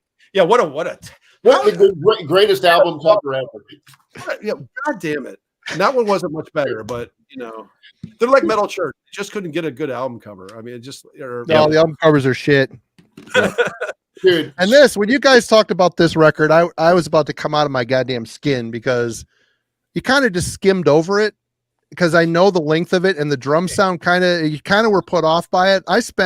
I worked through the drum sound on this. The drum sound drives me fucking crazy, but the songs are really good. And it's too long. It's too long, but the second CD is even really good. It's fucking good. This one might be a little too long. Yeah. There's a lot of great songs on that Ken Nardi first album. I haven't gotten into the second one yet, but like it's solid. Yeah, I think we played is it In My House? What's it? Thief in My House, or yeah. Great, man. That's great stuff. So there's plenty. You could pick out 10 of the best songs on there and have another great Anacrusis album, no question. What a great vocalist. His clean tone is so unique, and his screams like someone's skinning a fucking cat, man. It's so good. So good. Was at their I don't know, I guess capstone reunion show in St. Louis a few years ago. The one where they played like all the albums, like it's like 3 hours long. With every lineup. Oh my God. I saw that on YouTube. It's fucking amazing. It was insane, and Ken Nardi was as good as he's ever been. Crazy. I mean, it was nuts. It probably helps he hasn't blown his voice out on tour after tour, year after year. You know what I mean? Mm-hmm. I think that's generally tends to be how that happens, and good thing, right? Good thing you got to see him still fresh. Yeah.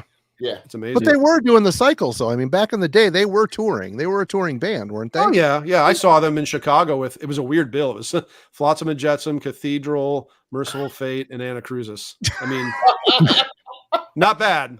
It's not bad. A little bit of everything for everyone. Yeah. And I was into all 4 of those bands. Like, that was one of those bills where I'm like, yeah, I'm into all this. You know, this works for me. So is that like Quattro and Ethereal? Well, for Flotsam, let me see.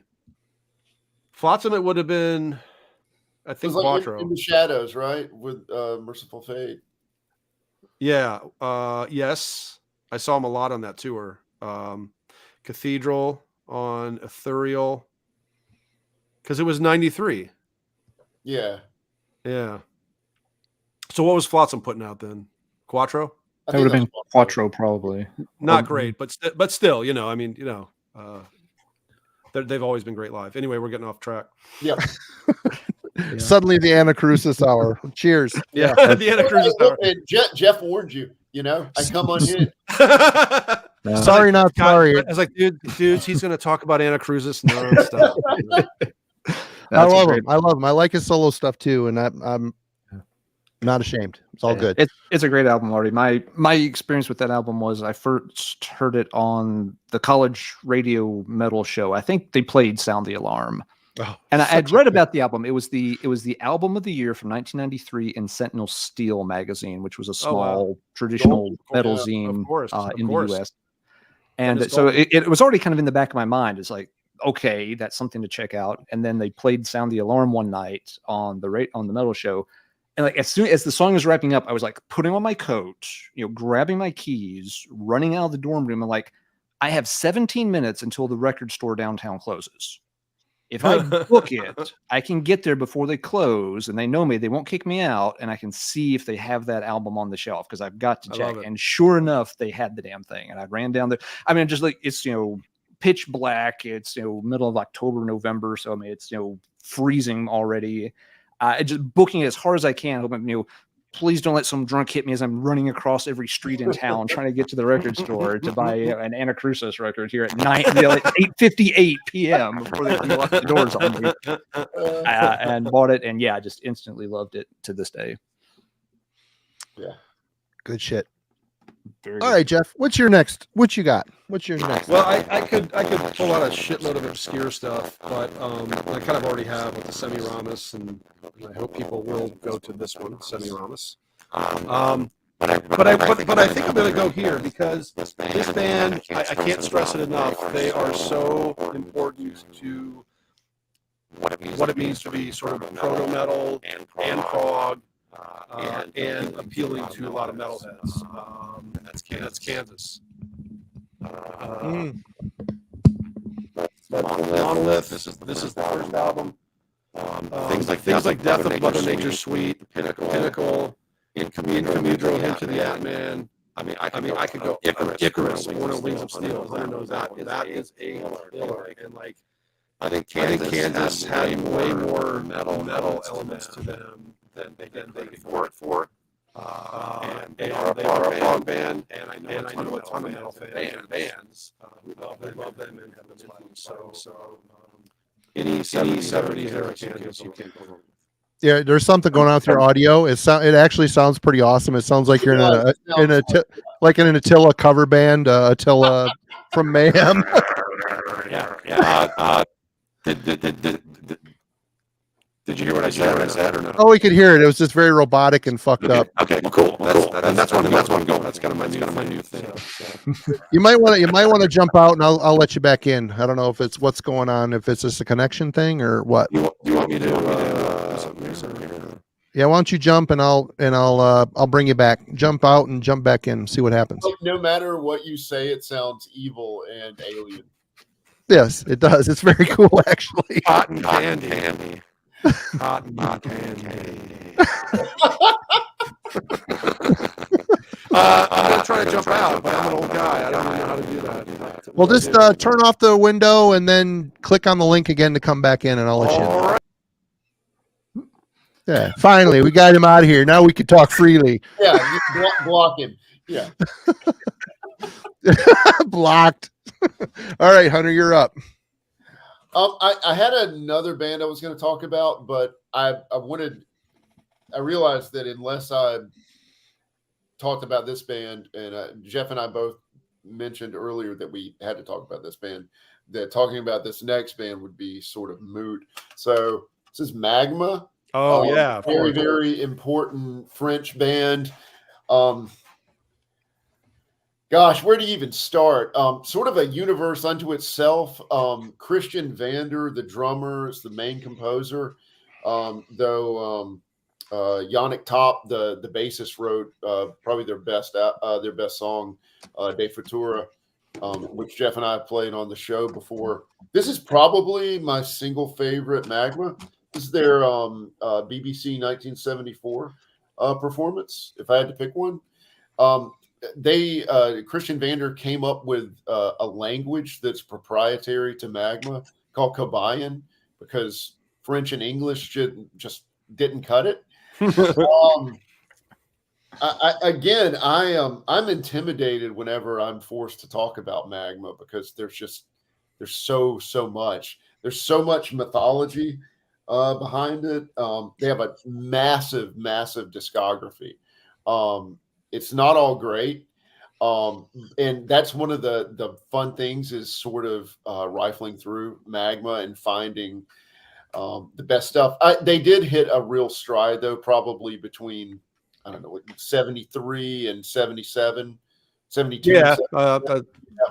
And pretty much anything that you find in that period is completely worthwhile. There are live videos on YouTube that are pretty high quality. Yeah. Regular language is not prog enough. I totally agree. But I would recommend that anyone that's interested in Magma that hasn't checked them out already, go to YouTube and watch some of those live videos and just get a sense of the enormity of Magma. I mean, it's palpable. You've seen them live, haven't you, Jeff? No. Oh, that was they were at a near fest I wasn't at. One of those that I didn't go to. So yeah. Matt Johnson was. Yeah, well, Matt Johnson. Matt Johnson owns. Marty starts laughing. I'm laughing at this comment. Sorry. Don't do the crime ghoul if you can't do the time ghoul. Awesome. Sorry, I wasn't laughing at you, Hunter. I was laughing at the comment. Dude, can we use that for the back of our next Radical Research shirts? Don't do the crime ghoul if you can't do the time ghoul. Amazing. We're gonna have to do a full time ghoul episode now. Oh, there you go. Yeah. There you go. After After the Stuck Mojo retrospective. Yeah, I thought we were doing Skin Lab now. Oh, Skin Lab. That's right. Yeah. Oh, man. Damn it. But yeah, Matt Johnson actually owns every single Magma record. Who does? Matt Johnson. I don't doubt that. The entire discography. That's crazy. All 300 albums. Yeah. Yeah, but anyway, they're a really important band. The genre that they invented is called Zoil, and there are a lot. And we're going to kind of get into some of that. It's really sort of the beginning of avant prog that branches out into rock and opposition and all sorts of other wacky stuff that has obsessed me for many years now. But anyway, that's my pick. All right. Alan, you're back. All right. This is one that kind of falls in that progressive metal vein. Sadly, kind of a one-off project, but a really good album. It's Australia's Vaudeville. Oh, yeah. To Dimension Logic. Hunter, I think we talked about this the last time you were on the show. It's, at first glance, you can put it in that same, Dream Theater camp of, progressive metal coming out in the mid-90s. It's just so well done. The first side in particular, the songs flow together seamlessly. It's got, a few little spoken parts here and there, some conceptual stuff, but it's one of those very transportative albums where you can listen to it and really you just get lost in it, but in the good way, not in terms of this is confusing, I don't know what's going on. It's just that you can really just let the music, take you places through it. The second side is good too, but yeah, the first half of this album is really up there. It's getting into the Better Fates Warning material kind of territory in terms of how well it's put together. Great performances, great songwriting. And unfortunately, the band didn't do another album. There's a couple of EPs that came later, but my understanding is the lineup was different, the style was different. Oh, very different. Yeah, they just didn't get a chance to follow up on this, and it was a real shame. So this was another Sentinel Steel zine find for me back in the mid-90s. So it was a small zine, but it was one of the few going in the US that covered a lot of this kind of stuff and was getting it imported into the US at a time where you didn't have eBay or Amazon to help you out.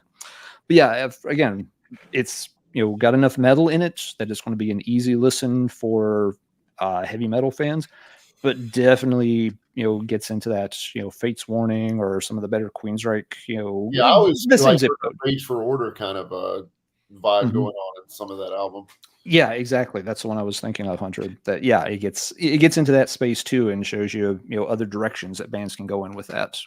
I But- love it. I always found it a little more impenetrable though than Queensryche or Fates. Like there's something about it that's I'm not sure if it's the way it's arranged or recorded or what, but it's and I mean that in a good way, as in terms of being impenetrable. I just feel like it's takes a lot longer to get to know that album than That's fair.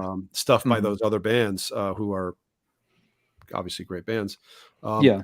I haven't heard. I heard you talk about the EPs. Vogue. I just got into recently. I think. Did we listen to that last time you were here, Hunter? A little bit. It really reminds me of Ulver's William Blake album from the same year, '98. It's really? like, Huh. But who saw that? Who saw that?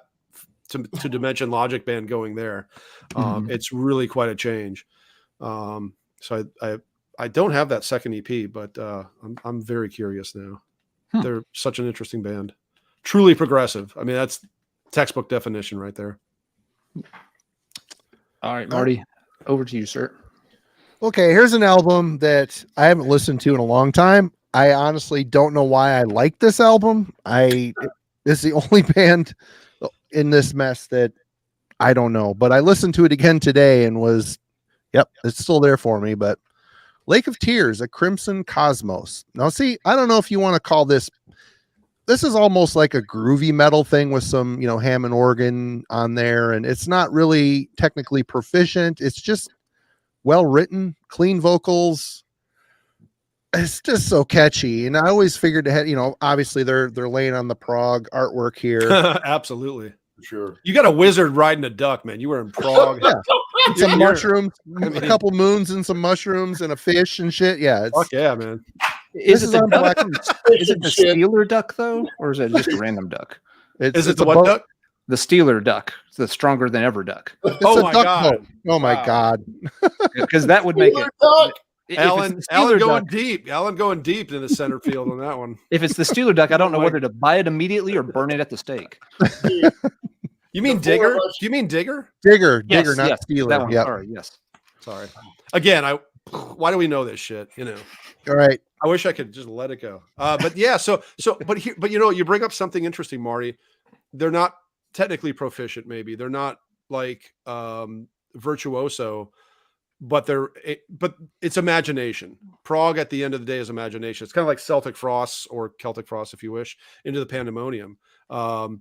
They've never had like the sort of virtuoso talent, but the imagination and the things that they came up with were extraordinary. Which to me, that's what makes Prog. You don't have to be like an incredible musician necessarily. So Tom knows what I'm talking about. Boogie Bubble. Absolutely. Boogie Bubble is a catchy song.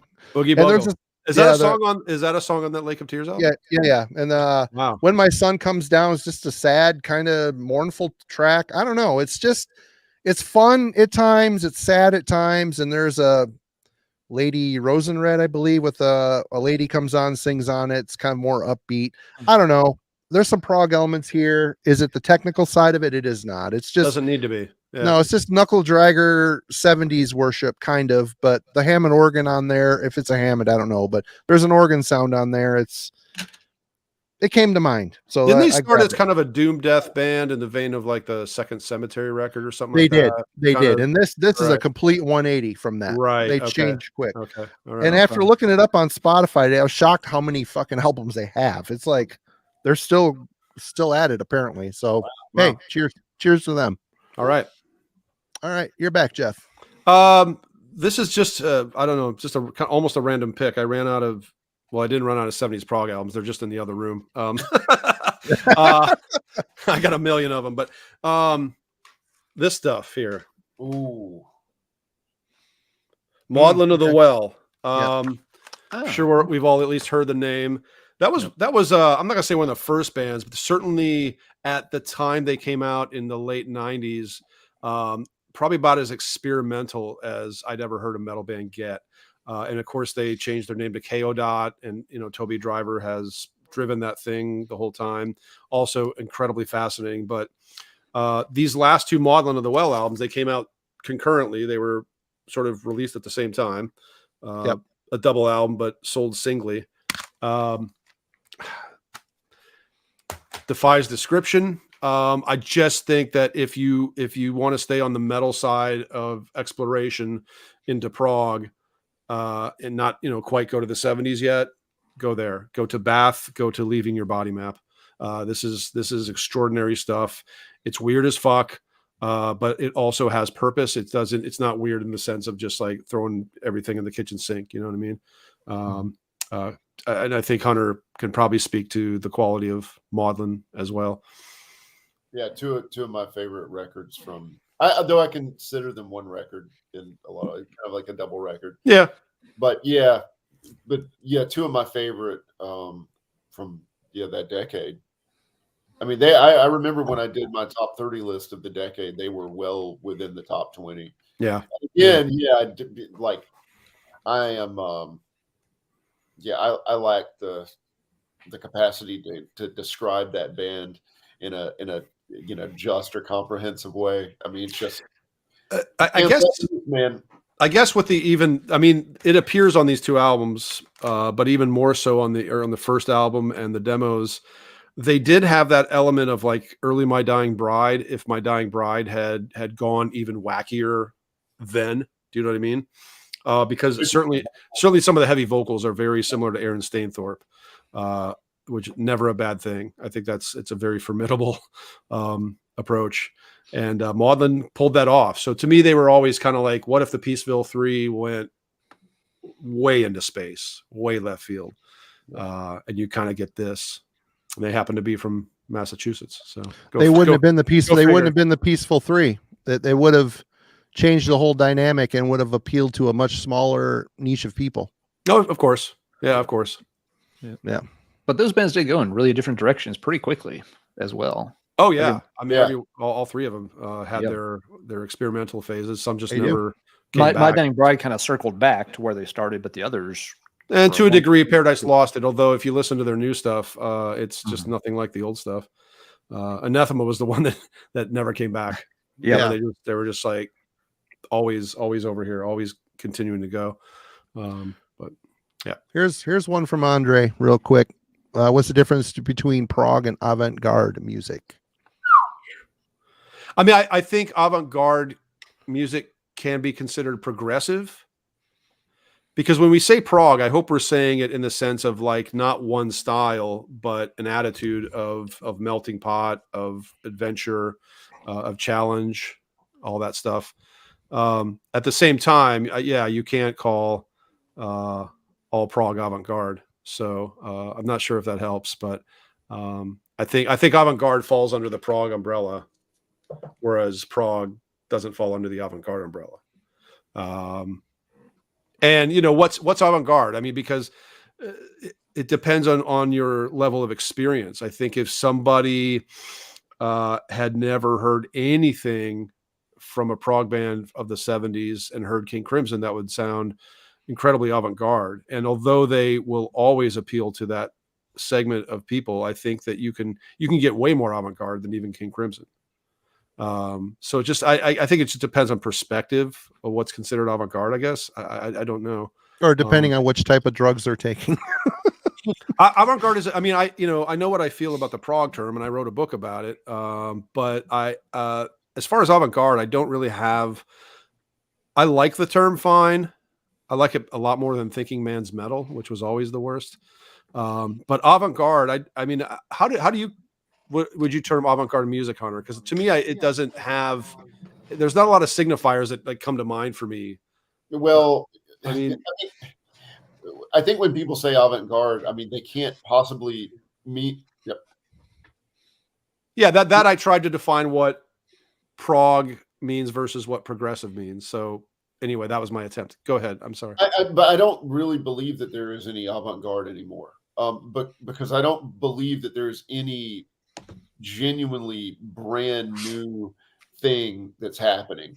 I think that that avant-garde is an interchangeable term with experimental, and I think that experimental metal for a long time were, you know, like bands like early Solefald or TOOH, bands like that that had really really wild ideas, but weren't but didn't have those. I guess didn't have that technical dimension that people tend to associate with progressive metal. Even though I think Jeff and I have been very clear that we don't believe that progressive rock or progressive metal is dependent on technique. But again, it's just a way to compartmentalize something that doesn't really need to be. It's just a way of, I guess, of reckoning with a sound. But I don't know. I don't find the term avant-garde to be particularly helpful. Yeah, it's not helpful. I mean, I know what it means. I know that, like in '69, King Crimson were leading an avant-garde. But that actually was an avant-garde. Yeah. Right. But once that's established, then what's the avant-garde? There's Right. something coming up behind it. I don't know. Hmm. Is it good? Like, if a new composer came out and started writing music that sounded like Ligeti or Penderecki, they wouldn't be avant-garde. They would just be mimicking what was once avant-garde. Sure. I think it's and I think you mentioned this maybe earlier, Hunter, but it's harder and harder to truly be original or proggy or unique or avant-garde because so many so much has been done with the rock and metal forms so far. Who's going to come out and like just make us go, wow, I've never heard it done that way. It gets rarer and rarer. Yeah, it's almost impossible. It almost is. But yeah. I saw Brian in the chat brought up Vedwinzenda, which is a perfect example. Ben, Brain Smasher is Ben. Yeah, sorry. Yeah, I know Ben. Vedwinzenda. There you go. Brain got me. They're on my list too, so I might as well show them now. Absolutely. So I went and yanked something off the shelf since we're sort of mingling our metal and our prog. We're crossing swords, if you will. But our steel is true. Yes, but our steel is true. That was our aim. So I think that this album needs to be mentioned in any conversation. Mm-hmm. There you go, Marty, about progressive metal. I mean, this is at the time when this came out, Arcturian, baby. I prefer Arcturian. This here is a little too much. You're my man. Oh, Arcturian's the best. But yeah, this is their best effort, I think. I agree with you. But La Masquerade is so progressive. It almost parts of it just aren't metal, and I think that's fine. Parts of it are more to me like what if Devil Doll were more of a rock band than whatever they are. I just think La Masquerade went so far. It almost pushed them off the cliff, and that's fine because that's exactly what it was supposed to be. Yeah, when I first heard it, I remember thinking, I cannot imagine metal going any farther than this. Right. It picked up the thread of Into the Pandemonium. Yeah, for sure. It's pretty much the rupture point. Yeah. No, great pick, Hunter. That's a very special album. I got to say though, this album for me largely is too much to take until you get to the Chaos Path. I always thought it was Simon, but it's apparently Seaman. I don't know. However you say his name. Vortex, ICS Vortex. But the Chaos Path is kind of like his debut into this band. And what a great, crazy song. It's just a great, fantastic song. And that song alone really sells this record for me. It's great. Technically proficient, out there, strange. But Arcturian is, I think, their most mature effort. They wrote some really great songs, and Seaman's vocals are just amazing. He's amazing on that album. I think some people have an issue with La Masquerade simply because of Master of Disguise, the first song, because Garm is coming out and he's booming and melodramatic in a way that almost seems funny. It's so overdone. But again, I think that it's a little tongue in cheek. I think, I don't know. That's gonna be on my headstone, by the way. We got semen jokes going, so you know. Hey. But I mean, like, you know, a band and of Nails and Sinners. Oh yeah, Yeah. metal. Yeah. So,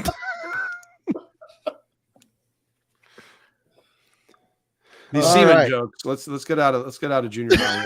You and I like had to restrain ourselves on that episode. We decided to call him Vortex.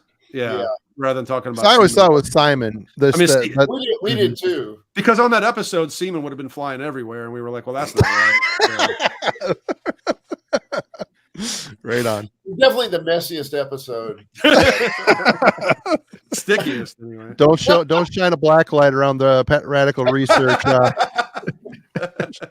studios, because it's a Pollock piece. Okay, here we go. You're up, Alan. Alrighty. Alan getting drunk right there, boy. Woo! Let's see. Folks in the chat were asking about this one earlier, so and I had it on the stack. I don't have a physical copy. I just have some of their stuff that I bought on downloads. But Eloy. Oh yeah. Yep. Oh yeah, nice. So I picked Floating. I don't know a ton about this band. I've heard maybe 3 of their albums, and I know they've got a ton. It's one of those bands I always mean to go back and explore more, but just have not got around to yet. But this one I like a lot. It reminds me in ways of like a more progressive Deep Purple. It still has that early 70s, heavy metal underpinnings to it, but they're taking it a bit further maybe than Mark II Purple, at least. It comes together very well. The other albums I've heard are around this same time frame. Floating came out in 74. Ocean was 77 is one I've heard. There's one other right around that time frame I'm forgetting, but seems like a very cool band. I just never have been able to dig up much information on them.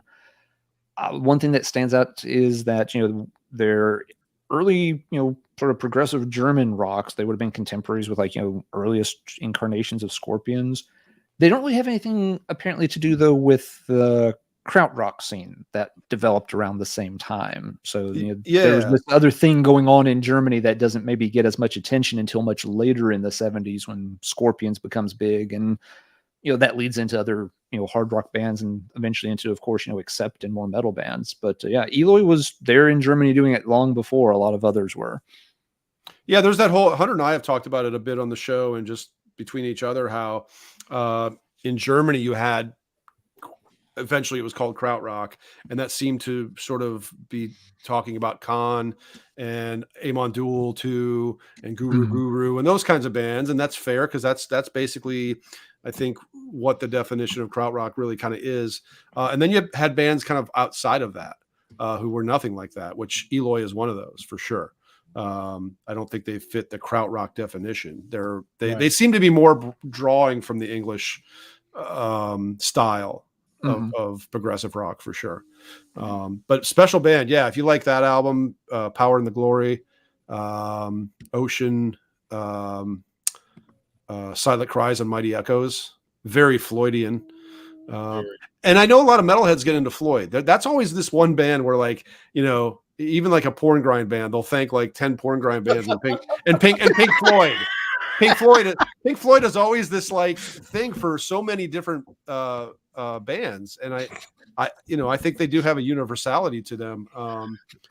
But Pornivore exclusively thanks Pink Floyd. Yeah. I'd like to thank Tracy Lords, Jenna Jameson, and Roger Waters.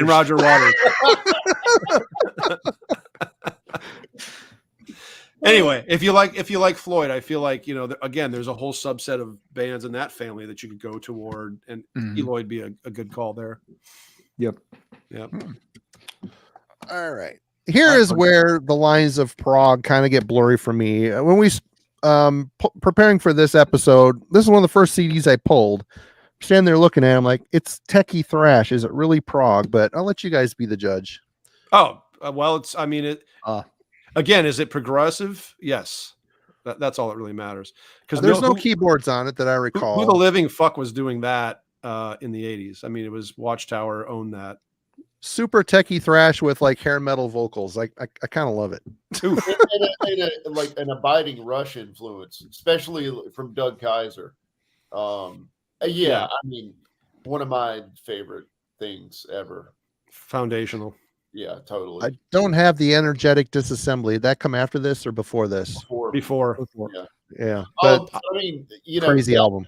Yeah, and Watchtower would have a huge influence on Chuck Schuldiner and what he did with Human, and then also obviously the Cynic guys on the Roadrunner demo and also on Focus. So I mean, yeah. It totally didn't even occur to me to pull Death. I don't know what the hell I was thinking, but that would have been a Yeah, that's actually who I thought you were going to show earlier when you showed Swano. I thought you wanted to do Chuck. Well, I should have. I don't know what the hell I was thinking, but yeah. All right, Jeff, you are back. I'm going to show more semen. Actually, hopefully the end product, not the delivery method. That will get us demonetized. Tonight's episode brought to you by Trojan. I've gone through all the English power band, not the Marrow. Not the English band. Okay. I think I've gone through all these, so I'm just going to show this one again. No, but Hunter, maybe Hunter can speak to this while I hold it up. The best boots. That's what she said. In all of rock. Oh yeah, the boots. Yeah. The boots. I like to have somebody speak while my members being held up. No, seriously though. All right. Anyway, a little short story. Yeah. Enough with the dick jokes, guys. Come on. This is family programming here. Yeah. But this album's by a band called Il Balletto di Bronzo, the Ballet of Bronze. They're Italian. They're one of the many Italian bands. The record's called Is, Y-S, Is. Heavy as fuck, dark as fuck, forbidding, foreboding, creepy. If you're into either the heavier guitar-oriented proto-metal or just want great prog, this is a classic. I don't think there's anybody into the Italian scene who wouldn't call that like top tier. It just does not get more top tier than Il Balletto di Bronzo's Is. So I'm happy to show that one again. I think it's massive. I think it's a massive album. Everybody should own it. That may be my favorite Italian record. I think it's of all of them. That's tough. That's a tough call, but there's nothing better. There's not one better. No, you could never. Yeah, you can't find one. It just doesn't exist. Does not exist. All right, Hunter. All right, I'm gonna sort of dovetail off the Magma thing, and this is an album from the 90s. It was also in cuneiform by a Japanese band called Happy Family. This is super intense, Magma related, but like in its own sort of solar system. Crazy musicianship, but also really tight compositions. This album makes me nervous. It vibrates at a pitch that is probably on the same energy level as like, I don't know, like Toxic Think This, but like with worse drugs. if Toxic had access to like designer coke, this is like, I don't know, man. This is some drug that someone improvised in a back alley in Tokyo. But I absolutely love it. I think it's still pretty widely available. I think so. Yeah. Is that cuneiform? Yeah. Should be. But the first song is called Rockin' Young. Well, the Japanese kind of had some trouble with some of the translations, but there's another one called Rolling the Law Court. Of course. I mean, who hadn't rolled a law court? I know. Well, I know what I'm around a law court. I'm a little old for that now, but back in my day, I rolled some damn many law courts. I mean, that's a whole other show. Is like the craziness and just ability of a lot of the Japanese bands, like Kenzo, Ein Sof. Yeah. who were on the Canterbury side. They were very influenced by the English Canterbury scene. And you could go on and on and on. Yeah, then there are all the Yoshida bands like Ruins and Koenji Hyake and Korekyo Jin. And then you get into stuff like Gonanish, Gonanish. Like Yeah. like I'm gonna grab that one for Okay. Andre, I don't know. Would you guys say the band Rainbow is enough prog to be in this discussion? Maybe. I mean, basically, that was Blackmore's. He's pissed that he wasn't in Deep Purple anymore, so he made his version of Deep Purple with Dio. And if He didn't have to compete with John Lord for soloing anymore. right, Yeah. and I don't know, Rainbow. I Jeff, would have said no and before this conversation, but now I might say yes. There's a little prog on there. I mean, if people are going to consider Deep Purple a prog-ish band, then you got to lump Rainbow in there. You got to. Absolutely. I think they at least intersect in the Venn diagram of everything. For sure. Yeah. No doubt. Stargazer. What is that? And that's, the best song fucking ever written. Yeah. Right. Yeah. Right. Rising is such a monster album. Yep. All right, Alan, what you got? All right. Well, folks were mentioning Japanese bands earlier, and folks asked about this one in the chat earlier. So, Psy. Oh, beautiful. Really weird band, but really interesting over time. I picked Hail Horror Hail because for me, this is the one where they got really weird and really interesting all at the same time. I like the earlier stuff as well. They had kind of their own cool black metal thing going on before that. But this was the album. I remember reading reviews of it when it came out, and everyone kept comparing it to like horror movie sound music, and just like, talking about this band, something has changed. Yeah. And it was a real pain to track this down. It was on Cacophonous. It had lousy distribution in the US. So I eventually got it through tape trading and had it that way for the longest time. And yeah, that was actually a really fair assessment of it. It turned out, some of the songs like the title track, yes, it's just, a good, stomping, headbanging fun number. But after that, yeah, it really just goes off the deep end into, these different, unusual composers, which I know nothing about. I've never delved into that stuff at all. But, his influences are, from a lot of those kind of very unusual composers and getting that soundtrack feel. And Psy just always, does their own thing. I also pulled, this one. They got a lot of acclaim off of Imaginary Soundscapes. Very, very different sound than most of their other albums, but also equally interesting. And fuck ton of keyboards on that one there. Imaginary. Fuck ton of keyboards. Maybe 2 fuck tons. How much is it? For our viewers, we'll figure that out. The fuck ton conversion will be put in the show comments later on. A fuck ton is 2,000 fucks. Oh, okay. Well, that makes sense. 2,000 fucks. Yeah, that explains it. But like, how many kilometers is that? You got to do metric for the European. It depends on how fast the fuck ton's going. I don't know.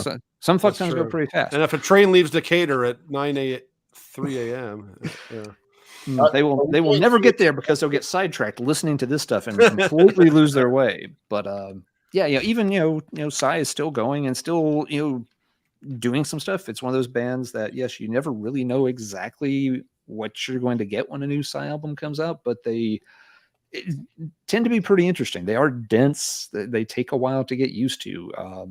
You get Hail Horror Hail. You get the title track. It's great, and after that, it takes a long time to process the rest of that album. But it's always an interesting band. Really, it's one of the few bands that we've talked about tonight that I got to see live too when they did a short tour in the U.S. back around the turn of the century, and it were really fun to see play some of the stuff live.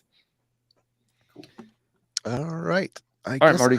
Up next, I was kind of waiting for Jeff to show this stuff, but he's sticking prog proper. Man, I hated this record when it came out, and it has taken a lot of years. I know Jeff's harping on me about this one, but it finally clicked. Angel Rat. Of course. I mean, this was not Dimension Hate, and even this one to a certain extent. When I first got this, coming off of Dimension Hatros, which is one of my top 5 albums of all time. Perfect album. And here things got cleaned up a bit. They started getting more proggy. You know, they do the Pink Floyd cover, and there's just less distortion, more space in the songs, even though it's still crazy coming from the mind of Voivod. I end up really loving this record. The way the interplay between Blackie and Piggy is just stellar on, and it comes back again on the new one, Synchro Anarchy. There's very much a Nothing Face vibe on the new Voivod, I think. You know, the way Chewy and Rocky, you know, that interplay between bass and guitar, playing totally different things but locking in, it's amazing. Yeah. This was not what I wanted to hear coming off of Nothing Face, not even a little bit. You know, the first song, Panorama, that rocking guitar line. Oh, I was so pissed.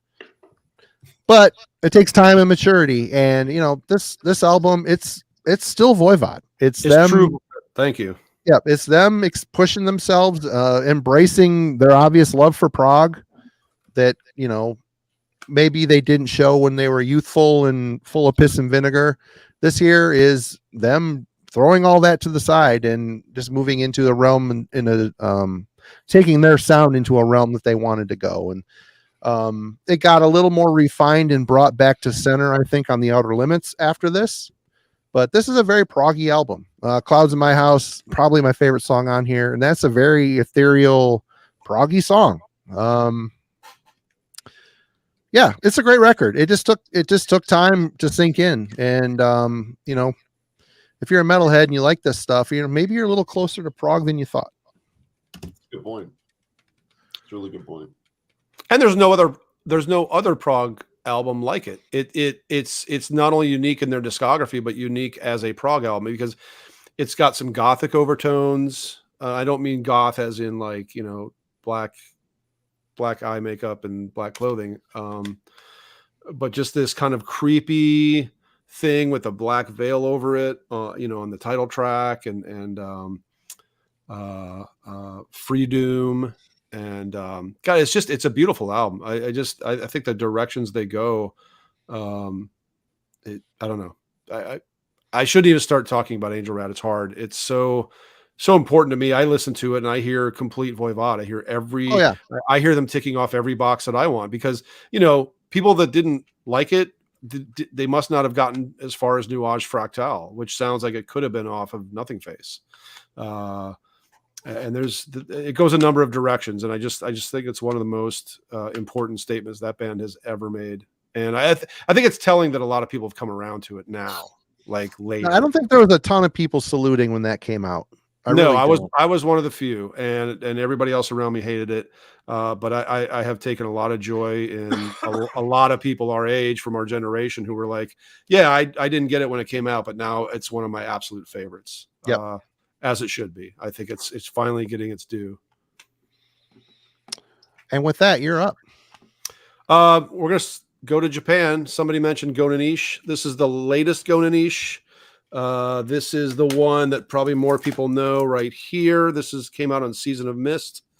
This band is very special. This is their first album. And I even have killer artwork. The best artwork. Great stuff. I have a single that they put out too with an exclusive song. Just really great artwork. Fucked up band, man. Just really capable. They started oddly enough as an Anecdoten cover band, tribute band. And Anecdoten are Hunter might help me here. I see he's off. They're either Swedish or Norwegian. I can't remember. Yeah, they're Swedish. I'm not all just grabbing more crap. Yeah.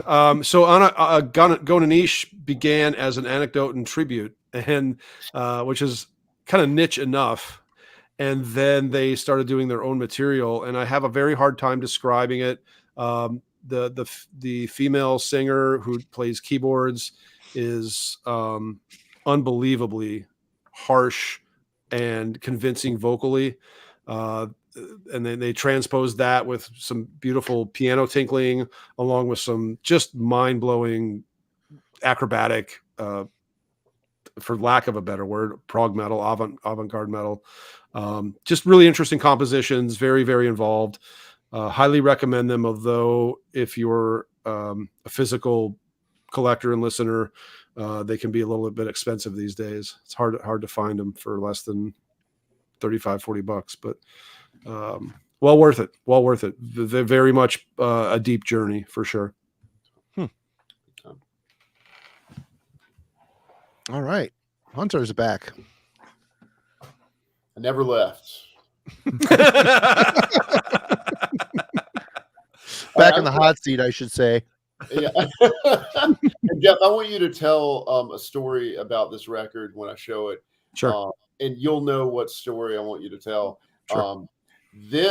I'm going to go back into metal for a little bit. We're going to go back to Florida. I don't know if we ever went to Florida. We're going Deicide, of course. Yeah. Actually, it's Glenn Benton's super experimental foray into Vital Remains. Vital Remains, yeah. He was able to stretch out a little bit. His wings. Yeah. No, actually, Gardy Lou. Oh, wait. Gardy Lou, yeah. Oh, yeah. Oh, that. I think I know. Nocturnus's Thresholds. We did an episode on it on Radical Research. This is one of the oddest records. This is a record that's very hard to love. It's hard to listen to, but yeah. We love it. We dig it. We dig the shit out of it. It's blocky. It's cold. It's and there's such dissonance between Mike Browning's very how shall I say this? Rudimentary drumming, and then the guitar. Or rudimentary singing. Which one let's figure out which one you're going to go with here and pick a lane because they're both very rudimentary. I mean, like, there were very few bands in death metal that had more advanced guitar playing than Nocturnus, and and the most stale fart rhythm section ever. Seriously. Oh my God. Anyway, go ahead.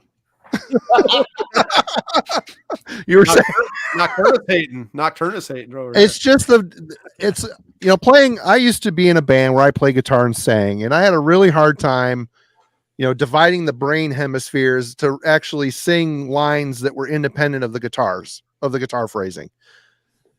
The guy I'm in a band with now can do it. Hats off to him. But the guy from Nocturnus, he follows the line, the drum beat, the riffs verbatim, and it's so boring. I've always wanted, if that band had a different singer. I love The Key. The Key is a great album. Don't get me wrong. And that one's even good too. That one's really good too. But it's just like even their latest one, what was it, Parallax or Paraxis? I can't remember. Paradox. Yeah. He just has not got better. And he plays, he follows his drum beat with his vocal performance. It is so visionless. I don't know. Yeah, you're right. It's my pet peeve. You can't do something to break it apart. I mean, he's already doing a lot of stuff. I get it, but maybe he shouldn't be singing. Anyway, go ahead. Really drumming. If I had to pick the one thing that Mike Browning shouldn't be doing, put him behind a lighting rig though, and he's a master. Yeah. Backstage, owls in the water. He's on that shit. Standing next to Claude Schnell. Yeah, craft. Oh, wow. Yeah. Love it. All right, well, Jeff, anyway, I want you to tell your story. I had a friend, he was the guy that did the zine with me. His name is Mike Hope, and we both got into The Key pretty hard when it came out, and we were kind of each other's, we were death metal buddies. We were trying to buy all the death metal coming out between the two of us. So we could check it all out. And Thresholds came out, and we loved The Key. It came out. I loved it. I've loved it ever since the first time I heard it, despite all its imperfections. It's a great album. It's a great album. It really is. It's a groundbreaking album. Really. Talk about character. It's got character. But he hated it, and he hated it so much that he put his copy and I think maybe because it's cold sounding to him, I don't know, something drew him to put it in the freezer of the refrigerator that we lived together. We were roommates. And he parked it in the freezer for like, I guess 6 months. It just, every time I'd open the freezer for a popsicle or thaw something out, I'd see thresholds right in there and be like, man. And it never developed any froth. That was kind of weird. It always just kind of stayed there. And then we moved to another place just a couple blocks away. Once our lease was up, we got a better apartment, and he took that CD, put it in his stuff. We moved in, and he put Thresholds back in the new, freezer. So it was just always this freezer CD. He might have it there to this day. I should probably contact him and ask him. He just felt that it had no place on his CD stand, and it just belonged in the cold. Which I love that. I just, it's a cold album, and tech, as Hunter and I have agreed so much since the beginning of our friendship, tech should be cold. Tech metal should have a kind of a coldness to it, and an aloofness or I don't know. It's just not a stiffness, but you know what I mean. So Jeff, did y'all nickname the refrigerator the Arctic Crypt? That's really good. I wish we had. I wish we could claim that. That's amazing. Yeah, that's great. Yeah, no, it's a cool album. I remember y'all's episode on it. I think you ended up dubbing it like HVAC metal. What was the catchphrase for the episode? HVAC metal, trying to describe that weird sound on that album. Right. And it is a weird album to get into. The thing I love about Nocturnus, and they do it really well on that album, is the world building concept we've mentioned a few times tonight. Sure. That was another college radio metal show introduction to me. And they did the song Aquatica. Just the intro build up to that song where they're doing like the little bubbling sounds and stuff with the big ominous riffs, and you can see it in your mind. You're just like in some kind of robot submersible that's going deeper and deeper and darker into this futuristic ocean. And it's just before you even have to hear Browning do much of anything, you're already developing this this sci-fi story adventure thing is happening in your head. They're painting this world and putting this story together, and it was another one that was just instantly like, I've got to find this album. This is just so cool, the way they're using these sounds to tell this story without even, there's no vocals yet, and I'm already hooked on this story. Yep. Well, I hate to be a dick to Mike Browning because cheers to him, because the key's great. I love the horophonic synth stuff, and I didn't like his singing with Morbid Angel either. Just didn't. I don't know. In between those Nocturnus albums, Marty, he spent 13 years feeding starving children in Ethiopia, and you just shit all over the man's perfection. I hope you feel good about yourself. Do you feel strong, mister? Do you feel good about what you've done here? I didn't know, but it doesn't change his vocal performance. Sorry. Didn't know. But Hunter just orphan care vocals. Yep. All right, Alan, Mr. Wise Guy, what you got? All right. Well, there's been some references to Italian stuff, and this is an Italian band I've always had a soft spot for, and very rarely ever gets mentioned by anybody. It's November. Oh wow, interesting. Yeah, misspelled. I thought about them in a long time. Cool. Yeah. The tough part with this band is a little bit of the accent in the lyrics or in the vocals sometimes can be a little tough to get over. His voice got smoother over time. The lyrics can still be a bit clumsy with the translations, but I always liked the music they put together. The first album showed promise. It had its rough spots, but after a couple albums they really kind of found their niche.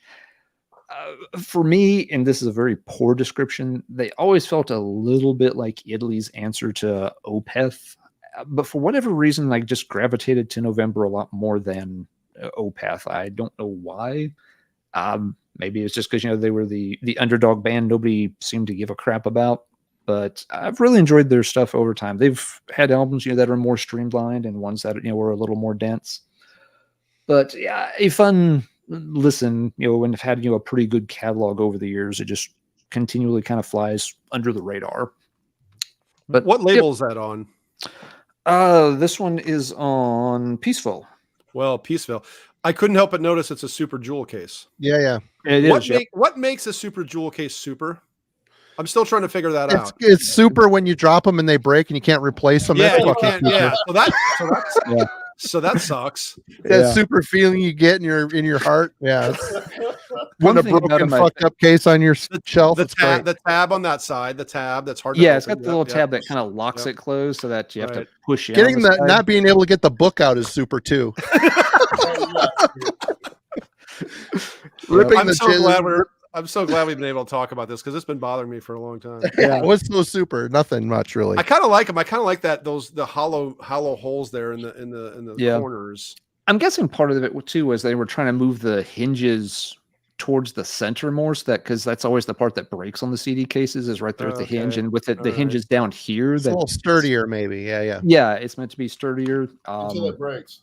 Until you drop it. Until it's still flimsy plastic. And did Travis Smith do that artwork? It's got to be a Travis. If that's not a Travis Smith cover, right? They owe him royalties if it's not. Yeah. Well, I mean, he did have a lot of ripoffs out there. He did like November quite a bit. Okay. I used to chat with him on the Metal Maniacs board too. Yeah. So yeah. So he did. I know he did artwork for them, and obviously tons of other bands at the time. All right. I guess I'm. Go ahead. Go ahead. No. I'm sorry, Marty. Don't be. I was going with Alan. The one thing that we did not talk about with Dream Theater that they introduced into the world of metal,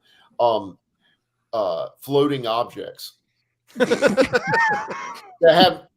are floating hourglasses, mirrors. Have like a disembodied hourglass or like a nose or something.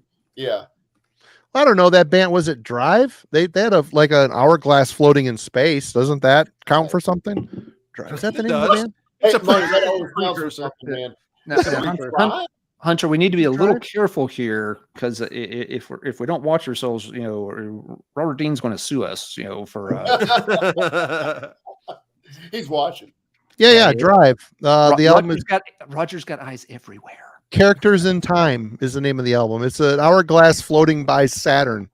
I remember having that, but I didn't like it, and I got rid of it. I don't think I've ever even heard of it. Bought that way back in the day. It's like I don't know what. It's power metal with a lot of hair leanings in it. It's not terrible. It's not a terrible record. It's okay.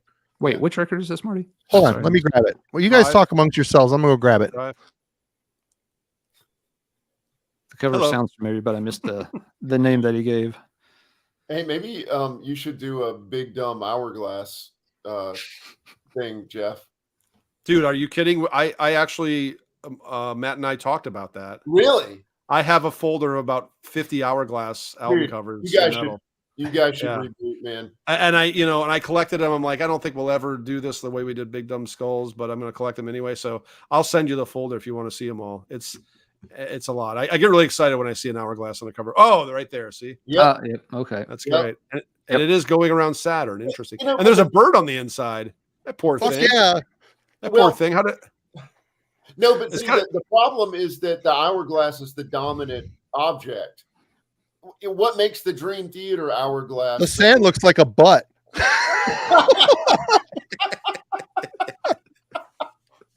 One that's been spanked. It's a little red right there. Yeah, it is. Yeah. And this bird is actually in transition, going from one European prog album cover to another. Just saying. A long migration route if it's going. That's how they do it.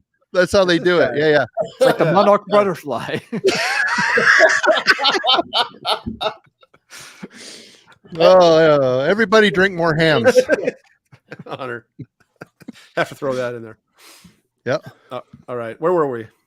I believe we're on you, Jeff. No, I think it's Marty. Did you show something?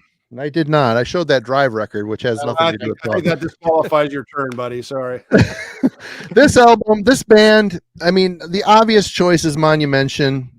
And man, that record to me always felt like a metal band wanting to be more and just kind of stapling in some prog elements. It just didn't seem cohesive yet.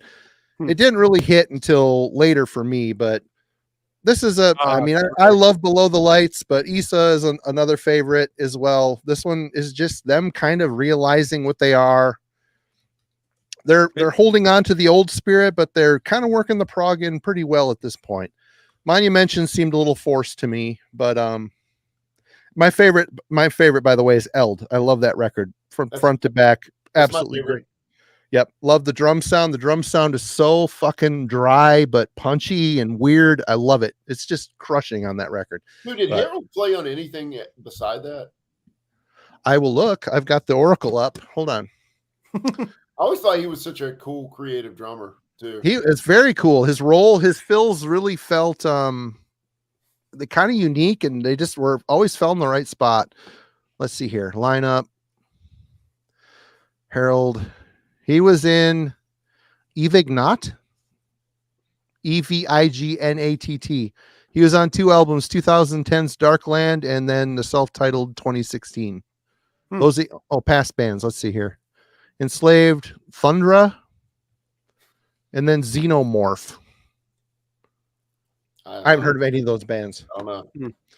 But Enslaved. I think you're going to talk prog and metal. This is definitely a band that Totally. And Jeff is next. I've got about 3 more shows. So where are you guys at? I got this is my I have 2 more, including this one here.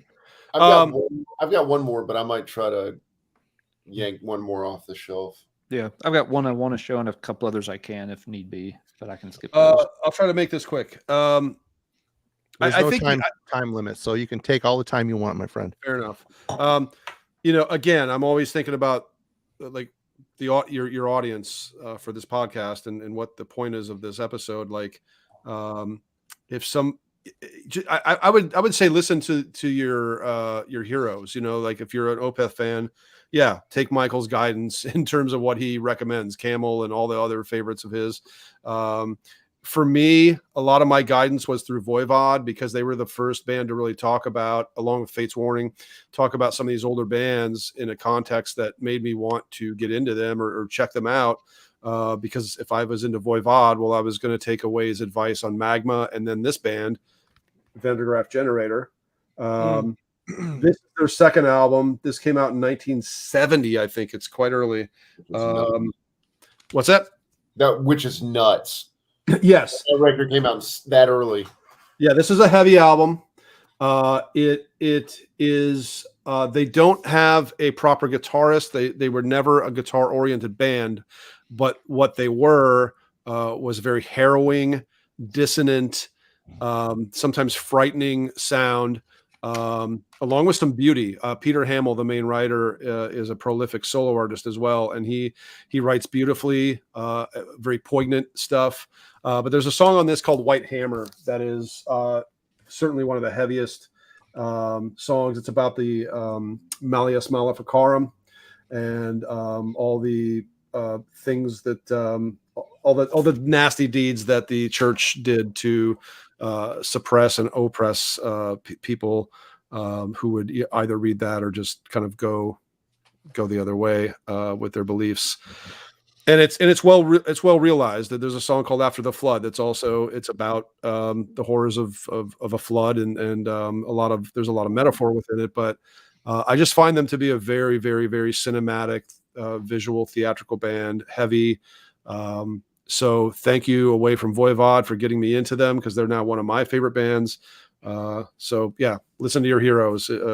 They sometimes will give you fantastic prog guidance, no doubt. And maybe a band that's a little bit proggy, but it was a couple weeks ago, our album club here on this channel, we covered this album. Oh yeah, Blood Waltz, yeah. The Blazing Gospels of Heinrich Kramer, who was the author of the Malleus Maleficarum. Nice. There you go. Hammer of the Witches. Pretty interesting episode. Go back and check that out. Great content. And another band that might have some proggish elements here and there. Pushing it. A little dark, murky, but well, they're definitely ambitious. Ambitious. Very ambitious. Yeah. Very cool band. Why am I back on here? It's Hunter's turn. There you go. Well, Jeff, I think one thing that needs to be pointed out here is that it is 11:34, and you're awake. You can do it. I'm not even yawning, really. Yes, I know. You're not like nodding off, and I'm looking over, like, oh, the movie's only half over, dude. and I drove 7 hours today, and I'm that's right. You came back, yeah. Wow. And Yeah. it was, Alan, I was in your neck of the woods, man. I was on 26 coming through Spartanburg. So Yep. yeah. But Yep, Well, Hunter, you're a big boy now. You can stay up all night and have a slumber party with us. yay! Have a pillow fight. I was about to say I got the pillow right here. I'll just take it out of my bass drum. Fantastic. Yeah. Nice. So I flashed this one earlier. It's another French band called Arachnoid. It came out in 1979, 78 or 79. Late 70s, yeah. Yeah, late 70s. Gets a rap as sort of a King Crimson-ish record. And there is some of the darkest Wet and era Crimson in this, but it has an identity all of its own. It's much darker than that. It's heavy. It goes a bit in that direction of that experimental side of prog that Jeff and I have mentioned in this show, but it's not as forbidding or as relentlessly dissonant as a Present or an Universe Zero or that sort of band. But it's definitely and I know metal fans who know this record well and who love it.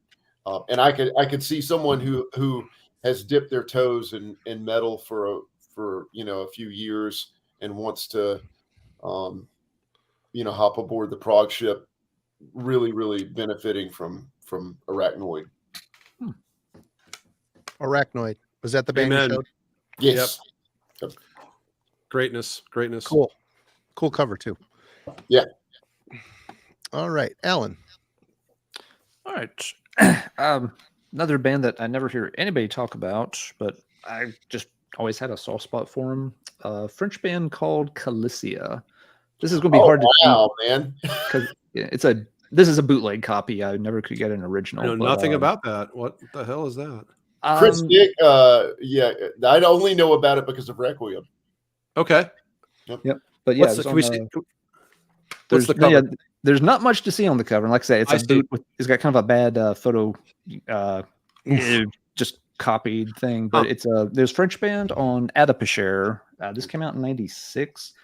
It's death metal, but it's got a very progressive kind of I don't want to say power metal vibe to it, but it's got sort of a very upbeat kind of happy vibe about it, very uplifting kind of spirit. Really unique. I got it in a random tape trade around in the late 90s. It was one of those situations where somebody just tacked it on to the end of a tape. I hadn't asked for it. I'd never had heard of it.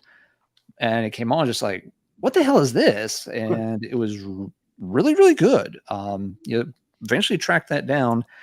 The band kind of disappeared. The main guy surfaced again a few years later in a project called Chrysalis. This is also on Adapachère.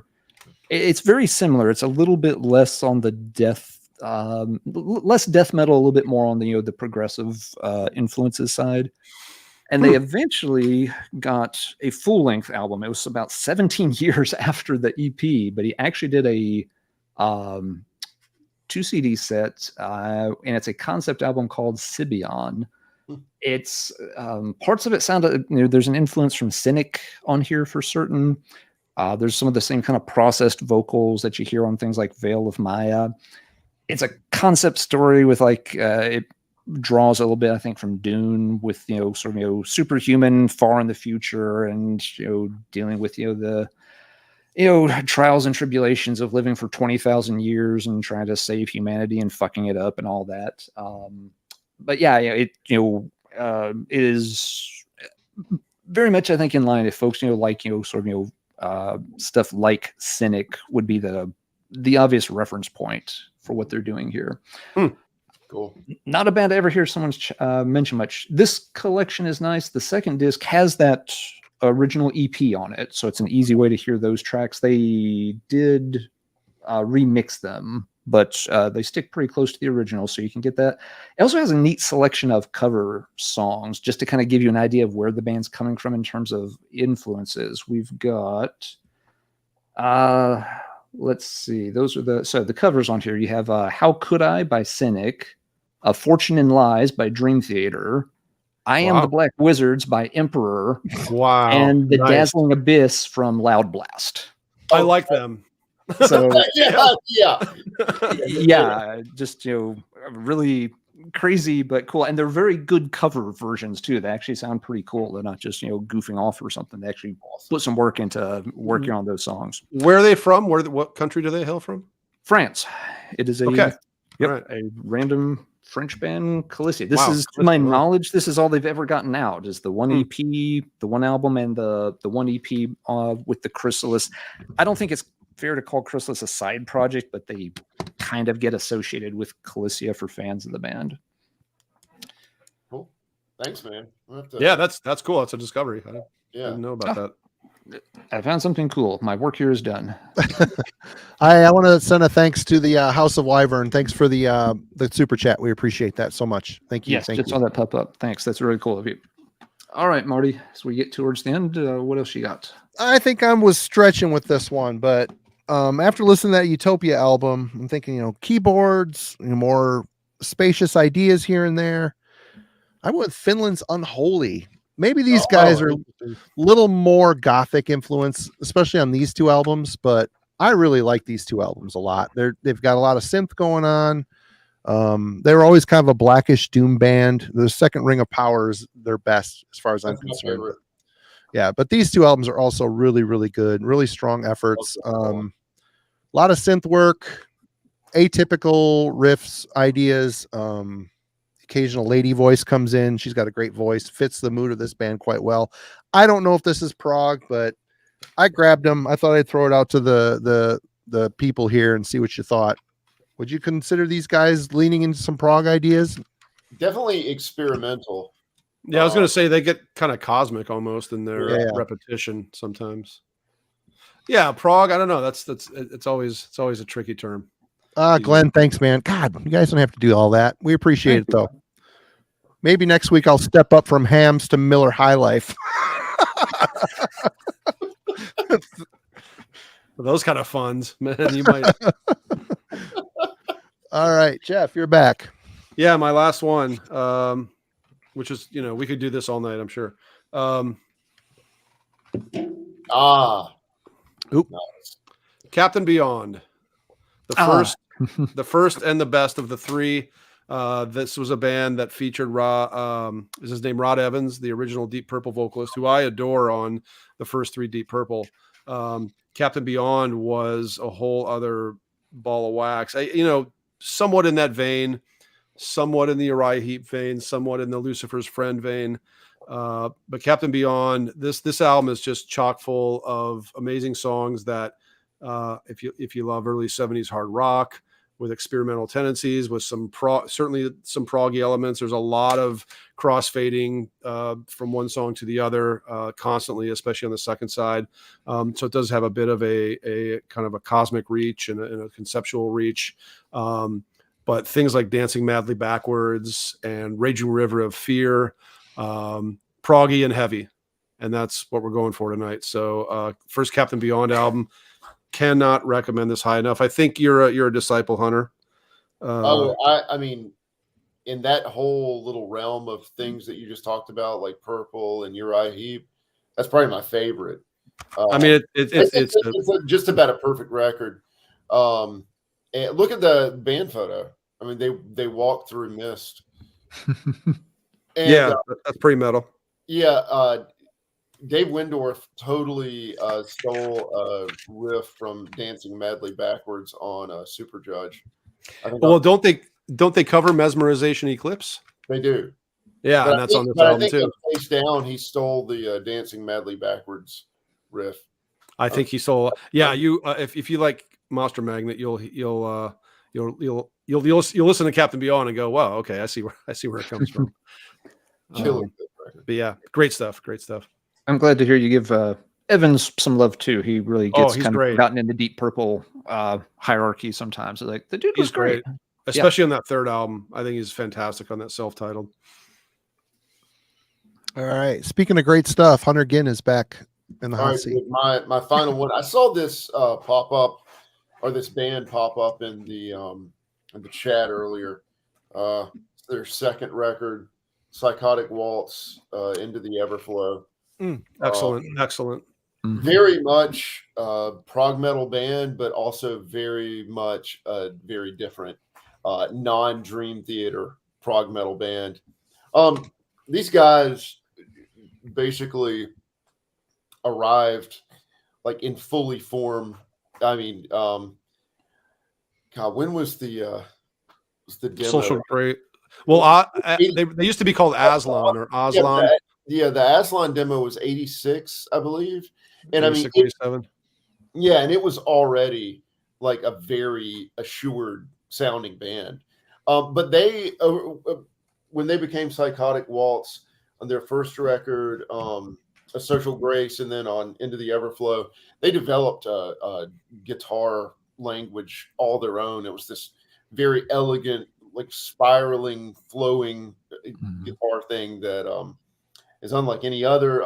Buddy Lackey, a vocalist unlike any other, extremely influenced by Ian. God, here, Ian Anderson. All right, see, it's getting late. You know. I also hear a little bit. Back into a pumpkin. I'm going to turn into a. You know, Alan, that's why I hate those damn gourds, because I turn into them. I stay out after midnight. But yeah, but very influenced by Ian Anderson. Plays some flute. Yeah, but and not just as a novelty, but very seriously. But just an amazing band. These records are, I think, easier to get these days than they were back in the day. I think they were all reissued. Yeah, they were a pain to track down when they first came out. Yeah, this one's on Dream Circle, and I went to excruciating lengths to get my hands on the first three. But yeah. Anyway, that's all I got. Amazing. All right. Great album, great band. Yep. Hey, thanks, Tom. Thank you, Tom.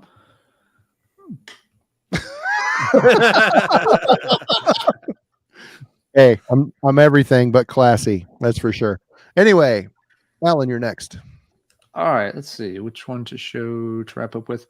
I'll do this one. Someone mentioned it in the chat much earlier, and I had pulled it. And it deserves a mention. Amorphous' Metallurgy. Great album. Fantastic album, and it maybe isn't prog on the same level as some things that have been discussed tonight, but for this band to release this album when they did, was a very risky and brave step. They had obviously built up a fan base doing things much more in the death metal camp, and to really start changing the vocal direction and working in a lot more of the 70s influences that the guys liked, and rolling out there. This could have backfired spectacularly in the middle of the 90s. The middle 90s were weird. You never knew what was going to click and what wasn't. And this really could have cost the band all the momentum they had. And instead, it actually really helped, bring them on up, to yet another level of appreciation. So I was at Relapse at that time, and I was going to tell the story, but go ahead. No, yeah, go ahead. I was right. I was right there. And we had the same thought. Like, we all loved it, but we were like, well, how are the old fans going to receive it? And then is there an audience for this kind of proggy sort of version of Amorphous that's a lot more 70s, a lot more Hammond organy, a lot more clean vocal. But I think it was just such a good record that it couldn't help but catch on. Yeah, it just won folks over. And sheer quality. It's funny about the logo. I've never told this story, but like the band did not want to use the old logo, which I thought was a pretty great logo, the one from Tales and Corellian. So on the promos, we were just like, oh, let's just do this like lowercase fucking thing, just for the promo. And by the time Elegy had to be printed, we were ready to go with the art. The band still hadn't come up with like a suitable looking logo. And that was just like a kind of a just shit logo that nobody at the label was like, well, that's kind of a non-label, or that's a non-logo. You know what I mean? And they've used it ever since. Like, it's on the new album. Like, they've used it ever since. And I'm like, I've always hated the choice, but it's like a lot of bands went that way. Tiamat, they went from a cool Batwing logo to fucking a font, and but it fit. I mean, Tiamat, whatever the Wild Honey logo or non-logo is, it fits. to me, the amorphous one was like, you're not even trying, you know. I mean, it was just, yeah. Nobody's ever tried less at a logo than that one. I can guarantee it. I remember getting that promo. I'm a big fan of Corellian. I was a big fan of Tales of Thousand Lakes. Got that promo from you, popped it in, and started laughing. I'm like, what the fuck? I was going to call you on the phone while you were at work and just berate you and just be whatever. I didn't write it.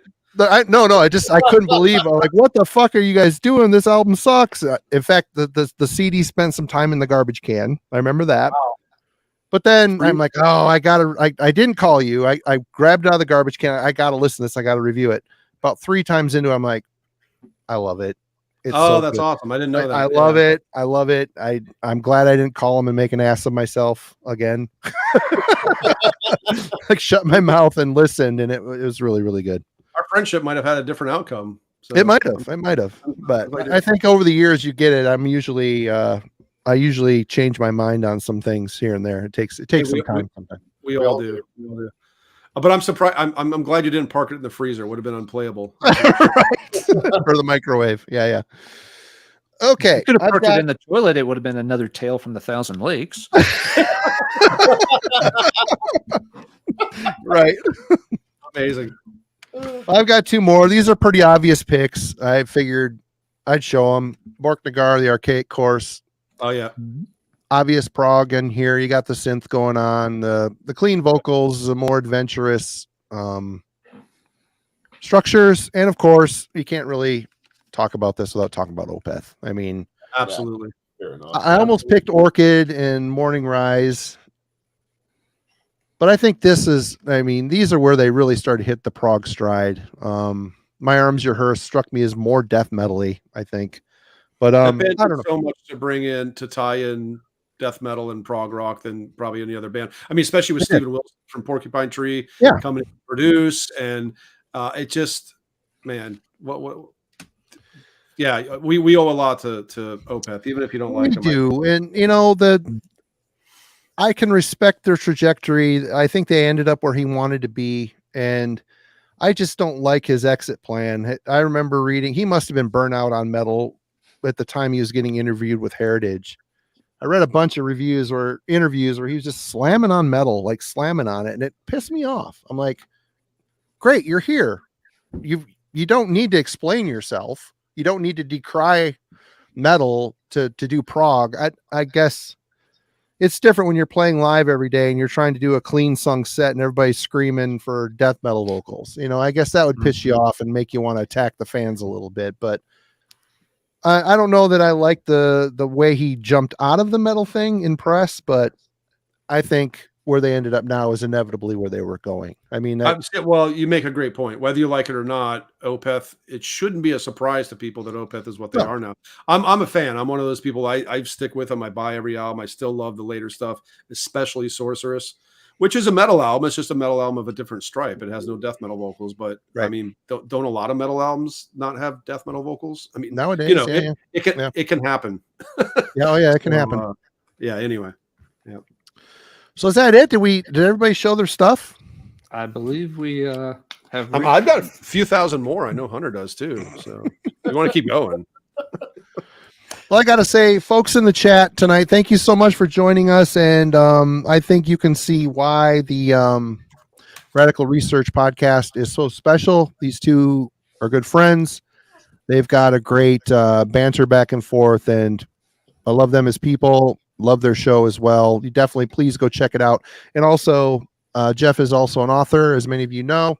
He's done Mean Deviation, his first book, Soul on Fire, The Life and Music of Peter Steele. That's not your book. I'll do it again. Do it again. It's upstairs. Destination Onward, the latest. And I'm proud of all my books, but I am extremely, extremely happy with that one. I thought this was the Fates Warning book, but no, it's a different guy.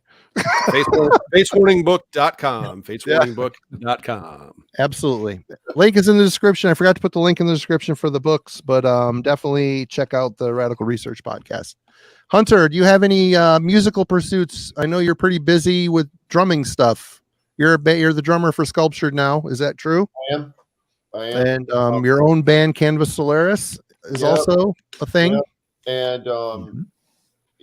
and I've got another band with Gail Perlow from Canvas Solaris called Plague Psalm, which is really dark, sort of noise, ambient, industrial, ritual percussion kind of stuff.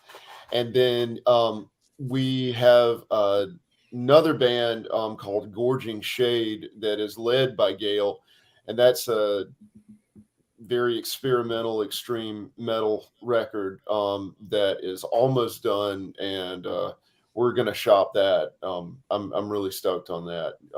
And yeah, so very busy. Got a magazine that's on the horizon too. Kick ass. So Alan, some of those absences that we identified in that last email thread, maybe it'll comfort you to know that I've diverted some of those into musical activity. So Good deal. Good deal. I'm not as lonely or as hopeless as I made myself. Right on. Well, we love you guys. Thank you so much for joining us. I know We love you guys too. We love you time's guys too. We busy. really do. Don't hang up. We'll chat afterwards. Alan, as always, you're the best. Love hanging out with you and doing these. And everybody in the stream, thank you for joining us. Thank you for the super chats. You're all too kind. And we will see you Wednesday. Yes. It won't be the album club. Go ahead. Oh yeah, next week we're moving to Wednesday night. Is that correct, or have we settled on that? No, we're moving to Wednesday night because S. Craig Zoller can't do Friday, so we're moving to Wednesday. So we'll have a heavy metallurgy on Wednesday, and we'll have something interesting on Friday. Unfortunately, I did not tell you this. We'll talk afterwards. We may have something interesting on Friday. Friday is open. I'll just say Friday is open. Jim We may have a Friday. rerun on Friday. Boringest episode yet. Yep. But cheers, everybody. We'll see you all Wednesday. Take care. Everybody have a good weekend.